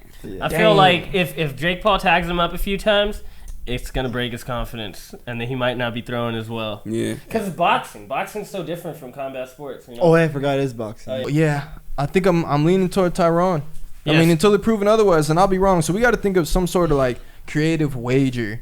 But who's with me on Tyron? Am I solo dolo? No, I'm on Tyron. Oh, For the Tyron, first one, okay, and then okay. Jake Paul for the second one. We got to do pies to the face or something. Well, Pause to there's only one fight so far, so you say Tyron Woodley. For the Okay, first okay. one, fuck it. I'm gonna say Jake. All right. Just because I feel like it's kind of scripted a little Oh, okay. Okay, we gotta go do some public shit then. If that's the wager, create it. We'll get it on film. Yeah, we'll Yeah. think of something. We'll think. Yeah, Stay yeah. tuned. That'd Stay be tuned. fun. That'd be fun. all right, That's I a like fun that. wager. That's better than my idea. Should I change my fucking pick? Nah, we gotta take a serious. shot of freaking like Everclear. mango, sriracha, and like all that'd be freaking. Nah, a shot of Everclear. Everclear. God, 180 proof. I've done it before. what is that? You are a crazy person. Everclear? What is Everclear? It's like- I say God, like I 200 proof, tasted it. like- It's like pure alcohol, basically. Yeah. Like 100%. Yeah. The highest it rubbing goes to is alcohol? 90%, I think. Oh my God. Something crazy. Bro, I'll Whatever be the brushing highest my proof teeth is. with hydrogen peroxide, so I'll be good. You actually do that? Yeah. I've been hearing about that. I've been thinking about getting into that. I gotta add some baking soda. You know what I mean? Speaking of baking soda, Yeah, so I think let me straight on the Jake Paul shit. All right, so we got our wager. So we'll figure out the wager. But all right, so Tyron Woodley, I'm pretty sure he's gonna win though.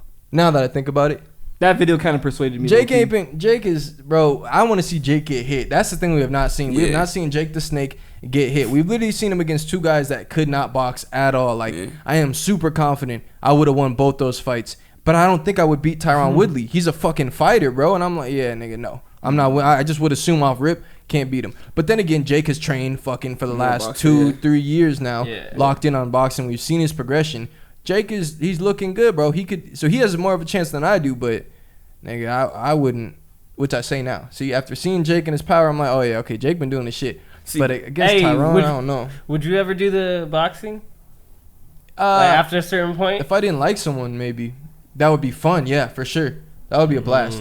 Because, like, to handle it that way, like, I'm not trying to sit there and beef with somebody. Or like, bro, we got better shit to do. But you want to set up a boxing match, get some gloves together. And that's how I feel like, honestly, now in life. Like, if I had an issue with somebody, I would really want to get gloves on. Like, just because, like, it would be fun. I get to do some boxing. And, like, you really just get beat up. Like, a lot of people, they don't know how to box. If you don't know how to box at all, like, or just how to strike or fight, like, you look terrible to anyone that does. What would be the alternative for a girl beef, like, for you? If I had a beef with a female? Yeah. Rap battle. You got to battle me right now. Dance battle. One of the two, bro. It's been a while since I beefed with a female. I don't know if ever. But if it does, we'll come up with something. Maybe she have to fight my baby mama. Slap box. Well, didn't you beef with the DM? Would you ever send your girl to fight another girl? No. If my girl could fight. Yeah, if you knew your girl had hands, would you send her to fight? If I had a real beef with one female and I obviously can't fight her, I'm looking at my girl like, you know what you got to do, right? And beat her ass. But bro, there'd be them videos where niggas girls is getting their ass. Oh, I'm jumping in at that point. Like, okay, like, I did this to you. Let me help. Okay, then my next question: what's the extent that you would jump into a situation like that if your girl was getting into it with other girls? Where at what point do you step in, or like what are your parameters on like stepping in and putting hands on other females that may be a risk to your female? I'll step in instantly. I'll probably just take my girl and go, but like if there was multiple women and you keep on pursuing, like, you know, like I might have to throw something just for her safety, you know. I'm not gonna let her get her ass beat. You gonna throw something? You gonna throw your ass? That's hilarious. Pause. Twerk battle. Like, you want to get to my girl? Get down twerk. Hey, God, you gonna throw hands or you throwing like throw hands? You gonna see some shit going down. This nigga out the just a chair come flying. Boom. like the Boondocks. Yeah. Anytime a chair gets thrown, it's alright. Babe, get the car started. Go. Like, bro, you cannot throw. We got 10 seconds. Boom. Everybody's confused. What would you throw at a female though? What would like? No, he's talking about hands. He was saying I might throw hands. No, that's terrible. No, it has to be like it got to be like life threatening. Like, look, I'm saying there's multiple women like beating her on her own. Like, I'm gonna have to do something, not get her ass beat. But if it's like 1-on-1, I'm just gonna take her and dip. Like, she lost. Let's go. To be honest, though, you probably just run and push them. Something. Yeah, exactly. I'm pushing them away. I mean, say pushing. Really just you might get mushed too. A couple mushes. Are we like talking about what's the best way to beat a woman's ass right now? The best way to defend your girl without beating a woman's ass. Without beating a woman's ass. You gotta push the other one. Two-hand push or one-hand push? It's one. Not two-hand push.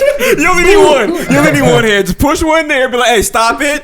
You go. Bro, it also. What was like 8 of them though? I feel that's why. Then you might have to throw a fist. Oh yeah. Then you might have to throw a punch. That's what I'm saying. Like, a lot of them, bro. Like, I might have to, bro. If I have no choice, I'm not gonna take an ass beating. 3 are big. I'll be honest. Big bitches. Exactly. Oh, I've had that conversation of like, yo, if there was a girl that was too big, like I know she's fucking like fuck. Back the fuck up. Like you getting treated like you hostile, motherfucker. Back up. I'm not playing because it only take one good strike. Your girl could get knocked out. Like no, back the fuck up. You gonna get mushed, pushed, then mushed, and then bah. But I'm trying to keep it open hand as much as possible. Like I'm not trying to be on camera. Boom. But if I was on camera. Boom! You better know, like, my girl must have been in imminent danger. Yeah. Imminent danger. We surrounded. They grabbing her. They grabbing me. I can't see the car no more. I lose sight of her. Boom! Boom! Jake Paul. Travis Paul. How Rizzy big Paul. does she have to be for a 2-hand push to be allowed? The kind of girls you like. If she that big, bro, like, I gotta send her. Pretty hefty. pretty no, hefty. the battery died.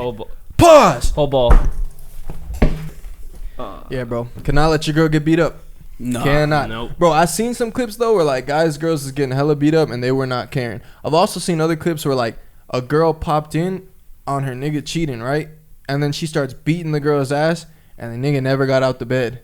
Like he was just like letting that happen type shit. Just looking like but another one, a guy's girl was getting beat up by another girl, and she keeps yelling like, "Yo, whatever." Like, I forgot his name because she popped up at a crib and started beating her up. But I guess they like know each other, and they had drama like that. Bro, this nigga was not doing shit like the whole time. That shit is crazy to me. Patrice O'Neal said he let his girl get beat if he starts an argument. Dude, and that shit is crazy too. I just seen that the other day where a girl was starting an argument with another guy. Like, she was beefing with a guy talking shit. The boyfriend is literally just standing between them, like breaking it up the whole time. Then eventually the dude just fires on the boyfriend. Yeah, that's bro. I'd be mad if my girl got into a fight. I'm not trying to fight today. But you just picking fights with niggas and shit. But then she breaks up with you because you can't fight. Is that toxic for a female to basically kick off a fight that wasn't warranted, or like she starts beefing with somebody and the man has to then step 100%. Up? Yeah, it's making my day harder for no reason. Okay, then is it something like, oh, your girl might wear something like that, and there's a lot of dudes like trying to grab ass or something like that? I think that's your problem then. Yeah, that's your problem. That's not her starting something. That's like they do something and you supposed to step up regardless. But what if it's like consistently and she's like wearing shit like that consistently and every single time you guys go out it's something about that? Like, do you think it's okay for the guy to be like, yo, you should kind of cover up? At that point, like, if I gotta fight, if it happened like five times. But I think we're talking about a type of female that goes out and causes fights. Like, she starts fights. Yeah. So if we're talking about that, that's kind of like she bumps into dudes and stuff. She's sitting there beefing with people, like cursing them out. Yeah, like she's starting the altercation and shit like that. Yeah. No can do, bro. Yeah, no. Let me date that. And I'm not trying to like beat somebody up, and like you could literally be tripping. Like, I don't even know the situation. I'm in this motherfucker fighting. Like, well, like, what did you say? Like, why is it that everywhere we go, you end up picking a fight? Like, are you really right all the time? Like, I don't know. That shit is just straight toxic. That's just look at your relationship. Especially, always right. Especially, to be doing shit and knowing you're not going to be the one handling it. Like, if you fighting with a dude, why are you sitting there arguing with the guy? Because first of all, I'm not even comfortable with no dude having an argument with my girl in front of me. Like, you can talk to me. Like, what's the problem? Like, that's so. But you starting the fight with, fam, like. And I guess it sounds maybe like old school, like don't argue with the guy, let me handle the argument. But at the same time, it's like, yeah, because it has to be a certain level of respect in that conversation. So let me not have you wilding out on a guy and he gonna respond how he responds, and now I gotta step in regardless. Yeah, that's just common sense. But it's different types of girls. Some girls, they literally will egg their nigga on for a fight. Like, they're dangerous type. Like, are you gonna let him fucking walk by me like that? I saw him look at me. I'm really? Like, okay, cool. You look good then. Yeah, man. You know, acting like a pussy. Like, well, I mean, you look good, babe. I would have looked too. Was he looking hard, or how did he look? Well, tell me, you already. I mean, I don't know. He slapped your ass. How hard? I couldn't. Like, nah, anything physical. That's automatic. I mean, yeah. But I feel like, but also I feel like all of us kind of relate on terms of like just not being the type to like bring bad energy or like walk around with a certain energy, like where you're trying to looking for that type of interaction with people. So it's like, I couldn't see myself with somebody where like you bringing that energy, like when we go around places. Like, if I feel like if any of us is like fighting or scrapping, like I could, like, any of y'all could get into some shit, I'm jumping in. I don't have to ask questions. You could tell me the story later. I know it's gonna make sense. Not like, oh yeah, like that dude we just beat up or with them dudes. Yeah, he stepped on my foot hella hard. Nigga, what? We just fought over that. Like, I could have trust in all y'all. Like, whatever it is, it had to get to a point where like sense. It was, and that's, I feel like how it should be. When you have to get on that primal shit, you really gotta go fight, and you don't know what happens if you lose. That's a different story. Some niggas, they carry that with them, and cannot have a female like that. Oh, go. But then fucking for me, I low-key want to get into another fight. Just to see how capable I am. Just to test it out. You know, listen, like, if I had to go down, like, how capable of a fighter am I? Like, am I somebody you can rely upon, or like somebody you get like, I should probably not get into a fight unless I have to type shit. I'm just genuinely curious. It's been a long time.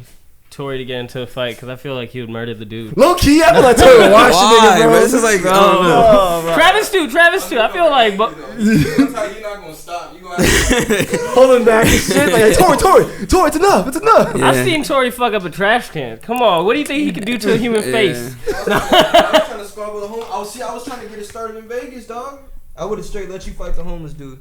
Oh, yeah, that shit was hilarious. Oh my god. I look back, you should like see, but that's not even like an angry fight. Like, fighting a homeless dude is like, dude, I don't really want to punch you. Like, you might got Hep C. I'll probably be laughing. You know, you bite your head. Or not even that. You punch him in the mouth. You get a tooth, stuck in your fist. 2 weeks later, you sneezing and shit and coughing. You're like, what the fuck is wrong with me? Now you're homeless. Yeah, bro. You got scabies all on your arm and shit. You're like, what the fuck? Like, I'd probably be laughing the entire time in the background if you fought that homeless guy and got AIDS or something. There's nothing wrong with AIDS. It's not discriminating, but Would damn, you don't want to get a random, a disease that you don't have fighting the homeless dude. Would you fight the homeless dude if he threw like shit at your car? Oh, Like no. Actual shit? Yeah, at that point. You're gonna fight a dude that's throwing shit. Yeah. After he's what if thrown he it. had more? After he has no What more if to he had throw. more? Nah, he said, back up, I got more. Like, reaching his pants and Okay. shit. What if he was already like naked type shit? No. You still No. At that point, I'm gone, bro. There's I'm not no even win. Yeah, So wait, you're telling me if somebody throws shit at you or on your car or something like that, you're gonna get out your car and then go fight the man that threw It shit depends. on you? If I'm in like a parking lot type shit and he does it, yeah, he's gonna get hurt. If I'm like driving by type shit, So if you're, no. Okay, if he throws shit, yeah, he's probably crazy. Then I'm like, fuck, I need to get my car washed. Like I'm driving Yeah. by. But if it's in a lot, bro, honestly, I really try to treat people with like just like real people, like the same amount of respect, right? The same reason when a homeless man tells me if I don't have a lighter, I'm gonna die. I'm like, shut the fuck up. Yeah. I just fucking told you like politely, like, oh, sorry, bro, I don't have it. Most people they just ignore the homeless. I don't ignore the homeless. I make eye contact. How's it going? But man, you throw shit at my car, you gotta learn. And homeless people usually know who not to fuck with. all right, so look, you came out the mall, right? And you went to like the movie mall, the movie mall type shit. So the mall's at the movie, or the movie's at the mall. And right when you got to your car where it was parked, right, you and a baby mama were walking past, and then right when you walk up to your car, dude's just like, fuck you, or just something like that, and just throw shit on your car. Like you're just right Gotta there, hurt him. right there in front of you. Gotta hurt him, yeah. You're gonna chase after him and fight him? Well, if he runs, I'm not gonna chase him for that long. But if I could you just just blitz trip him, him? if I could just blitz him real quick, yeah, I'm gonna hurt him. Oh, you're saying 'cause he has shit on his hands? Yeah, I'd probably lead with the kick. I was thinking kick right for his kneecap. You really want to fight the dude that just threw shit? My round Like, kicks is pretty deadly. he Though, just go bro. like this, and you be like, Yo, I'm gonna kick straight for You his gotta kneecap. get the calf kicks. Yeah, I'm gonna just do I'll probably start with kicking. That's also my policy for a dude that's as much like if you probably like 6. No. If you like 6'6" and above, the kicks is coming out. Yeah, I'm fucking up your kneecaps for sure. I got my little elliptical kick. I'm not doing no spinning kicks because that's a little risky when you out. I have to really be feeling loose, and I can't see myself feeling loose enough. That's only for the bottle cap doing challenge. a fucking spinning back kick and shit. See, I like trying it, but you think it's tactical. Yeah. Yeah, Tall I'm guy, I'm not about to just, you don't know how to And if chop him you down. deal with a big fatty, no offense, he gonna try to grab you very quickly. So you got that's the biggest parameter because a lot of fats they can't really strike that well, or if they have these big looping punches. If those hit you, they might hurt. Yeah. If they can like put force behind them, but a lot of them they just go to when you fight you go to your natural instinct, and if you haven't trained your natural instinct, especially when you know you're usually bigger than everyone, you're gonna want to try to grab people and ragdoll them. That's why you see a lot of like big dudes when they get into fights, they're just ragdolling dudes around and grabbing them and wrestling them, but they're not really doing that much damage. They're more just overpowering them because they don't really like have very concise blows that they're able to throw. Well, chasing yeah, like that but it's thing. also like they got so much fat around their knuckles. They probably feel like a pillow when you get hit. Nah, bro. Some fat dudes like man, they pack a fucking punch. When If they- they could really throw. If they put their weight into that punch, bro, And Deadly. you got to think about the numbers too. You can't let it be a short fight if you're dealing with an overweight person because they're probably horrible cardio-wise. Wait for their adrenaline to dump because they're going to have an adrenaline dump. That's why you see people fight and they're tired as shit afterward because they just had an adrenaline dump. Man, I'm talking about people on the street. People in MMA have adrenaline dumps, but people in the street, like that shit, you don't have the stamina to be fighting. And we just fought for 5 minutes and you're fat. You are not in the shape that I'm in. There's no way you could win. You're not gonna be able to keep your hands up. Yeah. what if he's 6'6" and fat? 6'6" and fat. It really just depends. Was on he the able to cardio. get his hands on you, and was he able to connect? Because if he's trying to, it just depends. It really just depends. If someone was like skilled in fighting and they could throw, yeah, that's a pretty big reach advantage and a pretty big size advantage. Size advantage. But if it's like the average dude on the street, like he probably can't throw that well. He's really gonna be trying to grab you. So If you're losing a fight, are you gonna kick him in the dick, or you have too much pride for that? yeah, I probably would, only because as we talked about before, we don't really like bring this energy, right? No, I'm saying we don't really like bring the energy of starting fights. So I feel like if we were really in a fight with people, it would literally be like the energy is different as opposed to like, yo, let's meet up out back and squabble up. Okay. So if a nigga's really Alright, on that that type of makes shit, sense, yeah. like if it's like I'm defending my girl, I'm defending one of y'all got knocked, like, and the nigga's big enough, or like he's fucking, yeah, bro, I might bring out that dirty Krav Maga. No, Boom, yeah. balls busted. Would you gouge somebody in the eye? I probably would. At my house, yeah. Like if I catch you breaking in my house, I'm doing everything. yeah. I'll gouge out your eyes. I'm fucking doing my hand down his throat, trying to fucking. I'm choking him. Oh, the mankind! You got the fucking claw.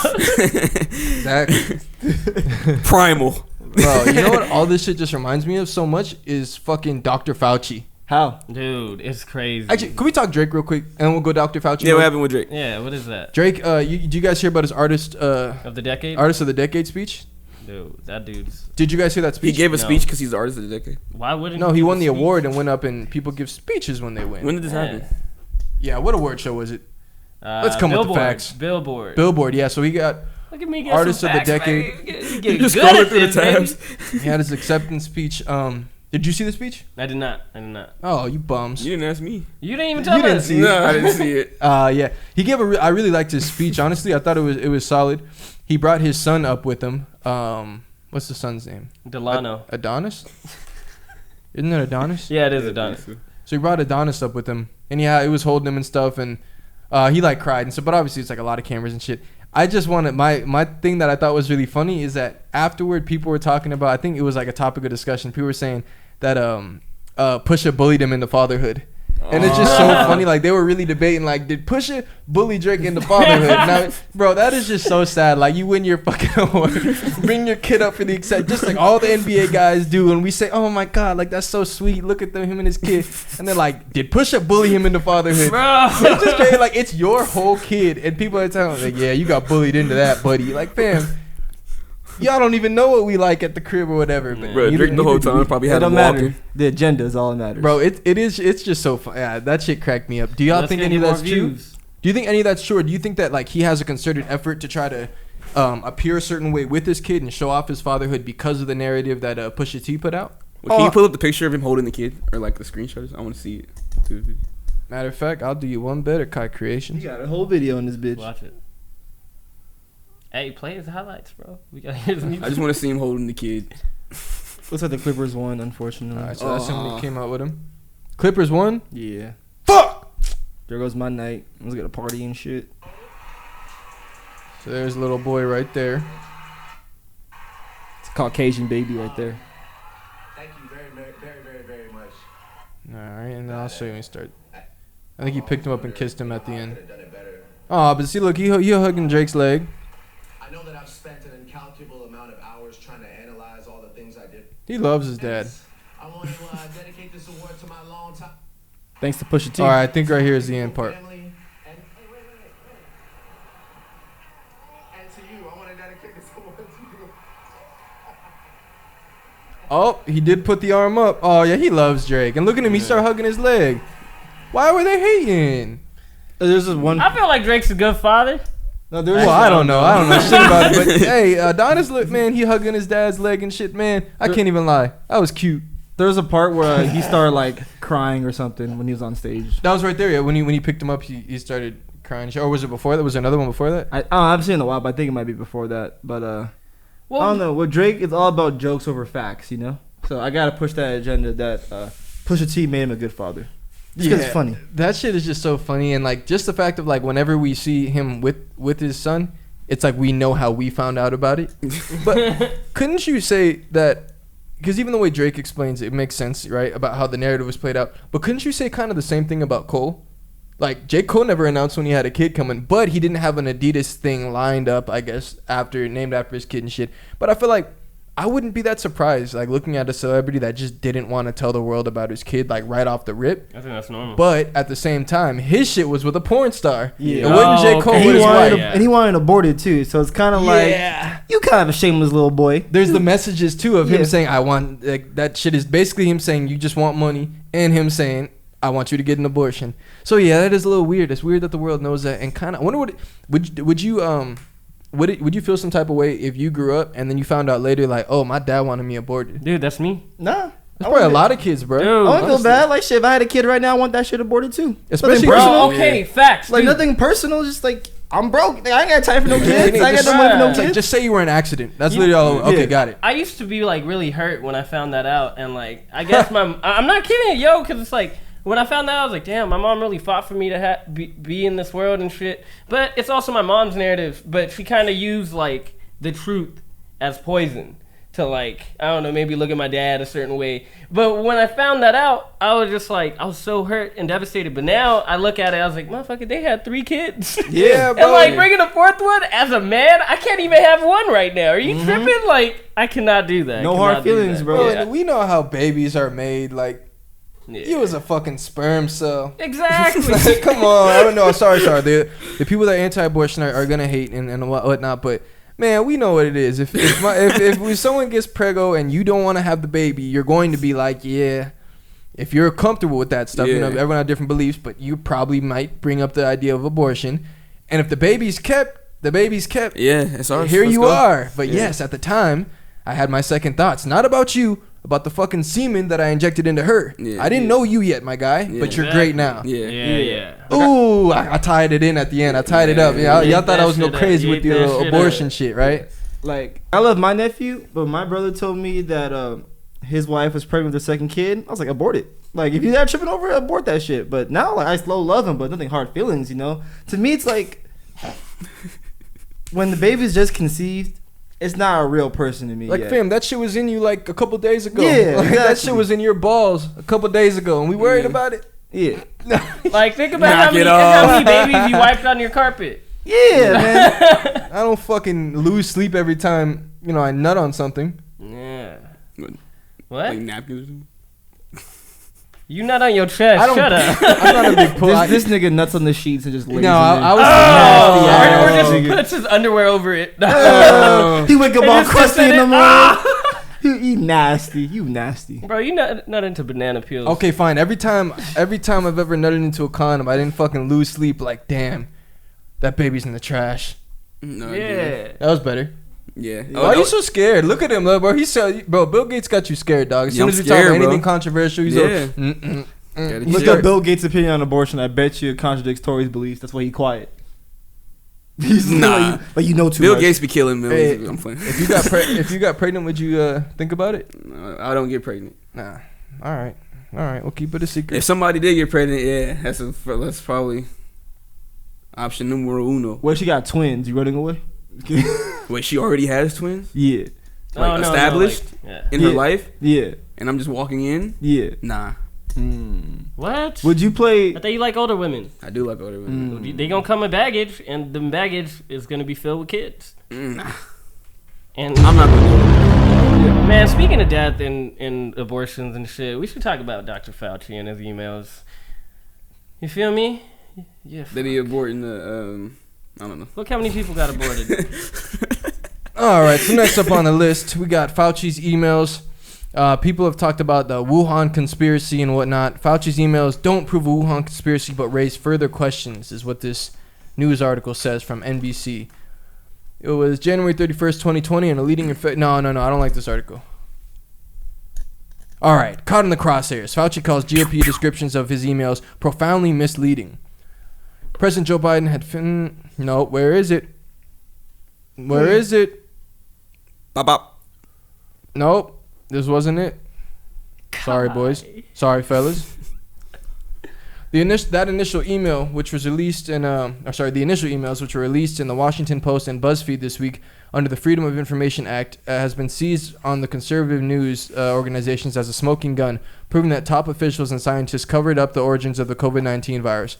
On its own, the email doesn't prove that or any conclusions, but it does raise questions about why Anderson and other scientists came down so firmly in defense of the medical professionals of China, as the Lancet letter put it, appearing to brand any suggestion of a potential Chinese cover-up of the virus origins as out of bounds. The U.S. government has since accused China of withholding significant information that has prevented a thorough investigation into how the virus emerged, and the U.S. intelligence officials were seeking no evidence the virus was... U.S. officials were seeing no evidence that the virus was genetically modified. Say the possibility that the virus leaked from a lab in Wuhan is one they have not ruled out and continue to investigate. Let me see. Bro, y'all saw the emails. What do y'all think, man? Was this a smoking gun, man? What are y'all thoughts on Fauci? Did it change after the emails? We watched Ben Shapiro's little thing, what he was poking at. And that's another thing. Ben Shapiro is a smart man. Very. Not that I agree with him, but in terms of being able to articulate himself, Yeah, he knows. and He knows having his ideas. I love the way he talk. But when I see a whole fucking video of Ben Shapiro trying to shit on the emails, and I'm like, not a very strong point. Okay, so basically the man had a change of opinion as things progressed. Okay. And I don't know, bro. When he cannot sway me and like really make me feel, but that's the thing. People don't really critically think. So I guess people are like, wait a minute, he's in on it with Wuhan. The email with Wuhan, we saw it. It was like the guy was thanking him for expressing his belief that the coronavirus was not made in a lab by man, that it was more likely that it came from bats or whatever he was saying. But I think an incentive was like they get paid by them. Like there's like a money transaction between those two organizations. So that was like the shady part about it. It was like, oh, you got paid, or either I don't know how it went. Either like they got paid by, they're not gonna say it in that article. Either they paid the Chinese organization or the Chinese organization paid them. And then they have like a nice email about saying like thank you pretty much. So it's kind of like, oh, okay, that's kind of shady. Thank you for sweeping. Can we confirm that? Oh, my balls. Got it. Okay, I found it. Oh, crap. Wuhan lab was to get 1.5 million in federal grant money for a bat study. Emails show. The Wuhan Institute of Virology was awarded hundreds of thousands of dollars more in federal grant money than Chief White House medical advisor Dr. Fauci indicated to lawmakers last week, newly released emails show. The messages obtained by the conservative watchdog group Judicial Watch show that the National Institute of Allergy and Infectious Diseases allocated $826,277 to the lab over a 6-year period ending in 2019 via the New York City-based nonprofit EcoHealth Alliance. But Fauci, the longtime NIAID director, told a House Appropriations Subcommittee on May 25th that the funding commitment was about $600,000 over a period of 5 years, so it was a modest amount. You sly goose, you were 200,026 off, which is not a small number to be honest, though. Y'all hear that? Let's hear something in the back. I feel like the painting is about to fall. No, it just went up. All right. But yeah, so what y'all think about the emails? And what did they show? The biggest one they're talking about is the Wuhan emails. I'm just now learning about that one, so I'm glad you brought that up. And then just the fact that they specifically reached out to basically thank him for expressing his belief that the virus was most likely not coming from these labs, and that they didn't intentionally create the virus, and he basically is stood firm on that point. But they're saying that they have more connection than people know based on that, and that's a lot of the argument. Well, he didn't really stand firm on the point. He was like, yeah, no, we believe that it came from the bat, but we're not ruling out the fact that it could have came from a lab, or like we never said that it couldn't come from a lab. That is a possibility, but right now we're saying it's from a bat. So it's like he's never ruled it out. I'm not holding that against him, but I'm just saying like he's not answering yes or no on the question, so it's not really like he's expressed his belief. He said it's very unlikely. He did another interview on the news too. He said it's very unlikely. I still, like I said back then, I still don't think that. I do not believe that China created a virus to then poison and kill off so many Chinese and then bring it over here. Right. So he was saying that like that's more really does, and that's what they said in the emails. It's conspiracy type. I feel shit. Like China would do that shit for sure. They got way too many people over there. Like, let's make this motherfucking virus and trim a little. They got Bill Gates. They got their own version of Bill Gates out there, but his shit seemed a little bit more sinister because it affected the whole world. Feel me? Y'all seen the Georgia Guidestones? I told y'all about that. Tell us again. Nope. Nope. But yeah, them black vans outside your crib now. I mean, that's common knowledge by this point, though. I don't know, man. It's a little fishy, but you can't get mad at the guy who's the forefront for this brand new pandemic or this pandemic itself. Like, I do see like him keeping that away, because like think about it, if he's like, okay, this came from a lab in Wuhan and this is being used as a what kind of weapon? Biological weapon. It's wouldn't they like kind of start war? Would you want to go into war with China? Like if it's used as a weapon like that? Like imagine him coming out and saying that at the beginning of the pandemic, what that would do to the world.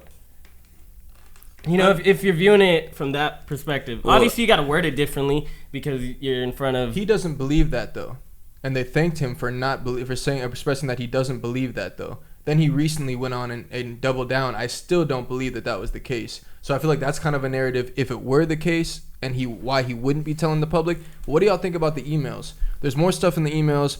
People were getting on the fact that he had been talking about.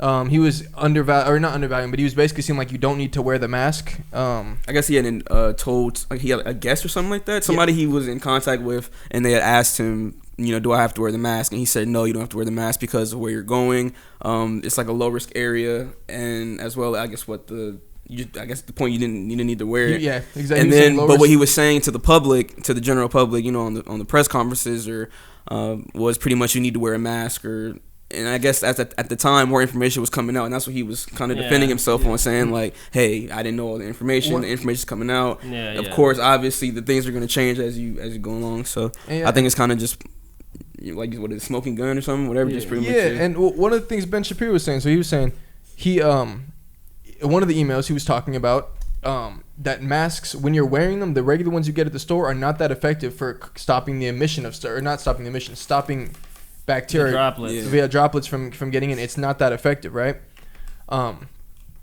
His point was that it's effective for someone who has the virus. Ben Shapiro then cites, well, how come he wasn't saying, because then you could see this thing where he's saying everyone needed to wear the masks, but now we find out that they're useless if they're wearing them, and it's like, fam, to me that's all the same shit. You don't know who has it. People are asymptomatic, and so that's why everyone needs to be wearing a mask. Yeah, it doesn't entirely protect from droplets, but they also did studies later that showed if 2 people are wearing the masks, you can track how much is able to get in and what the likelihood of you guys transmitting diseases. So it's like, we're just plucking hairs. So why did you say you didn't have to wear a mask? He also said at that time, that was January, before everything had cracked off, right? It was like March when shit started going. They were getting on him because he told someone in an email, you don't need to wear a mask. It's such a low thing out there, right? There's not that many people with it. He said on the news interview, and again, you'd have to check the dates, but he was saying at the time, we didn't know about asymptomatic carriers. There was no reporting of that, and so we learned this stuff as we go. And they're like, well, looking back, would you have changed it? He's like, I mean, yeah, you're asking me when I have the facts, would I have said something different? Like, yes, once I have new information, of course I would have portrayed the information the way I'm supposed to. Okay, the other one they were getting on him for, they said, he was saying in the emails that it's very unlikely that anyone who gets this disease gets the virus can get it again. So they're asking them about what he thought about it. Right. They're very unlikely to get it. The immunity is there. You're not going to get it again. Then Ben Shapiro acts like he's impeaching him. He says, look at this other clip of him later on. He says, something about South Africa, right? Yeah, he's like, South Africa. Yeah, he's like, the study shows. The study has shown, the J&J study, with Johnson & Johnson doing this shit, which is, we've been hearing about them more and more as the pandemic went on. They got more and more involved. And just go back to J&J. So we started hearing J&J getting more and more involved as time goes on. At first, we were being told, like if you get sick, you're very unlikely you could get it again. Then we started hearing about more and more cases of people who had gotten COVID multiple times because now there's different strains, different shit like that. Unless you were going to say this article that was put out was here prior to him sending these emails and he knew about it when he's sending these emails, what is the information you're giving? So you're saying, over here he said that you couldn't get it if you're immune, but then later on he cited an article and a study that was done that says you could get it. What is your overall? So are you saying that he was trying to get people to not wear masks after they did it because he wanted them to think that there was immunity? Like, what is the old? He was just doing his shit. He was just doing his job. You know, like that's like an impossible job to do. And I feel like he did do it, especially in America too. Like, look at us now. Look at what, it took us a year. Yeah. Obviously, you guys could have verbalized it a little bit differently, like keep giving us false hope. Like, oh, okay, we're gonna open up here. We're gonna do this.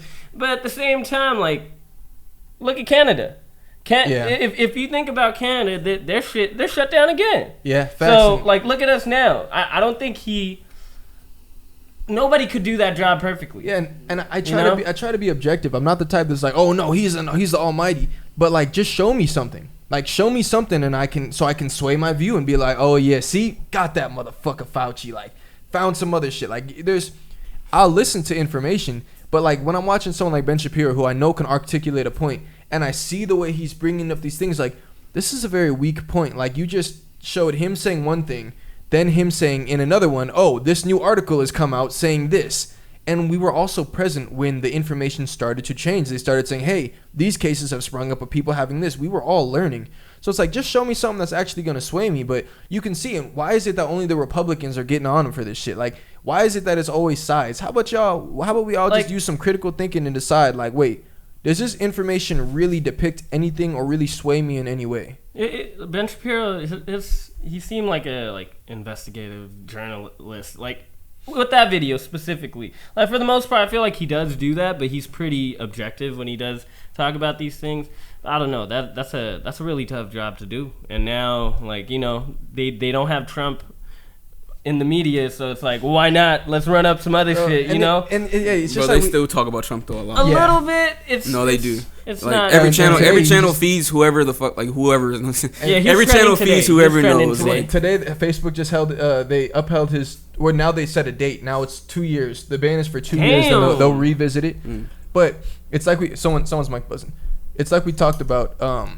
It's like we talked about how politics is turned just to entertainment. It's turned just the same way that we focus on basketball. Got these guys. Dr. Fauci's in the news, bro. This nigga's a doctor. Like, he's literally a doctor. Like, if you're him and the way he describes his shit of like, oh, like his whole premise and stuff of like trying to help COVID and trying to do his job and shit, like, it's just crazy that this is such a hyped up, like, it's just like you think he's a celebrity, or he is a celebrity now, but you think he's like an athlete or something like that. Bro, he's a doctor. I do not want to spend all day talking about a doctor unless we're talking about some real specific stuff, not his fucking emails. Bro, if you leak over 10,000 emails or they get put out, bro, please come with something better than like, nah, look what he said there. Bro, it's like looking at somebody's Twitter. Like, if you look at their old stuff, what they tweeted back then, just like your point to Kevin Hart, right? It's like you're bringing up old stuff. And also, well, actually, this is only a year, but it's just weird when you try to go like axe somebody down, you know, bro, especially after a job that they've done already. Take me earlier in COVID when after all this uproar we had, all the pissed off stuff, all just distrust.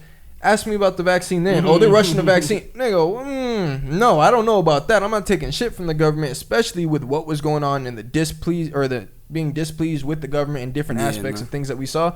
Yeah, like, so if you're going to quote me from back then, then me like, look at this fuck, what a hypocrite. And now he sits before you guys vax. It's like, if you want to put that narrative on it, yeah, people are going to follow, especially when you're someone like Ben Shapiro. But like, what is the real evidence of something? Like, well, back then I hadn't learned this. Like, and that's what I was assuming Fauci, everything Fauci said is what I was assuming he would say, because I'm like, this seems pretty explainable. Show me something that's bulletproof. Like, nail him down, and I'll jump right on board and go on the podcast and be like, yeah, this is pretty fucked up. Yeah. Kai was right all along. You can't trust these motherfuckers. But just in general, like, if you're being objective, like, just show me some shit. But don't fool me with some half-assed evidence just to stir up news. We don't give a fuck in a week and a half anyways.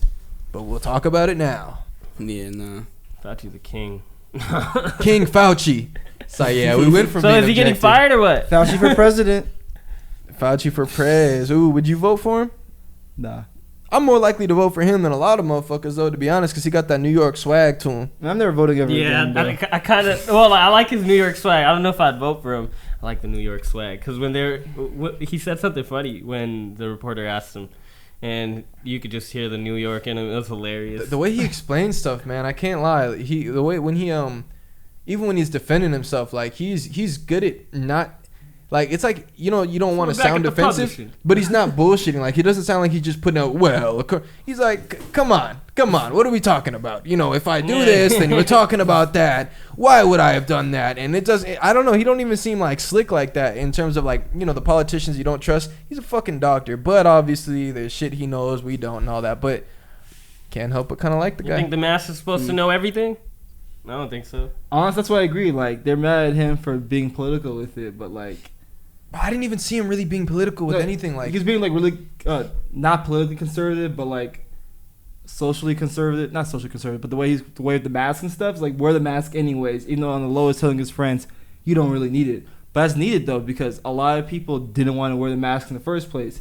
So if like Dr. Fauci, the head doctor, comes to COVID, is saying you don't really need a mask, all those people who are on the fence are not going to wear a mask. So I felt like he had a responsibility because being a government employee, he had to like push an agenda he had to have some propaganda to help them fight the virus. Or they wouldn't put him up there. Exactly. And like, I can't even blame him, because if he told people, yeah, you don't need a mask, how bad would COVID really would have been back then? What is he even supposed to say? Like, me telling Sakib, like, oh, you going over there? Oh, and they both not feeling bad? Yeah, you should probably go there. But am I going to go up on a podium? All right, Americans, so check this out. If certain ones of your friends, you feel like they're good and you know they don't hang with other people. Like, no, bro, I'm saying wear a fucking mask. There's a fucking virus coming out. Like, that's why. Is this evidence? What is this evidence of? Like, even the one of the trip, he said, yeah, at the time, I didn't know that there was asymptomatic carriers, and I was telling them, and the email basically said, there's very low chances of people out there having the virus, and so you're probably good without wearing a mask. Not the best thing to tell somebody, but let's say even if he did know about asymptomatic carriers, and he was just saying someone, like, I mean, honestly, the odds are pretty unlikely. Do you want him to tell the whole nation that? Like, hey, guys, if you're in a good area, don't wear the mask. Yeah. Fam, that's how places stop being good areas. Like, now one person's in there, no one's wearing masks. So it's like, bro, for everything he says, it's like, yeah, it probably would have. The course of action makes sense the majority of the time that I see it. Bro, we were just in Vegas, maskless. Oh, yeah. That was phenomenal. We went to Costco without a mask, man. It was weird, bro. That was really dope. Can't lie. It felt really normal. It felt like a gift. Felt good. It felt really good, dude. We need to get back out there and get some more sushi burritos. Oh, yeah. Oh, hey, there's a sushi burrito spot out here. No, but you know that shit look $15 burritos. Oh, yeah. $15, bro. That's the thing. $3 boba, crazy. That shit was ridiculous. Oh, my God. Yeah, the boba was good, too. Yeah. Everything outside of the strip. We were talking about that Vegas, not literal tax because their tax is less, but Vegas tax in terms of everywhere you go. You want a drink, $25, it was like $30. $35 for that one drink. That's crazy. And it's crazy how they get you to spend. Like I was saying, we not the type trying to just go crazy, but we've already accepted. Like if we're getting a drink by the pool, we know it's going to be expensive. Like $30, oh man. You can't be cheap. Is what it is. But outside the strip though, different story, bro. That's when you really get that fucking Nevada tax. The fucking that fucking there's barely any tax on shit. Shit is just cheaper. We got fire ass sushi burritos under $10, boba $3. Bam, that would have come out to like $20 in LA, like in total. Maybe more. 20 and some 20 something with the boba on top of that. Did you get boba or you not a fan of boba? No, I like it, but I just did it. Man, it's been a great time talking to you guys. I can't lie. No, yeah, I'm having a great time. Are we doing this again next week? Fuck. Oh, someone's buzzing. I'm just playing. Oh, I think we good now.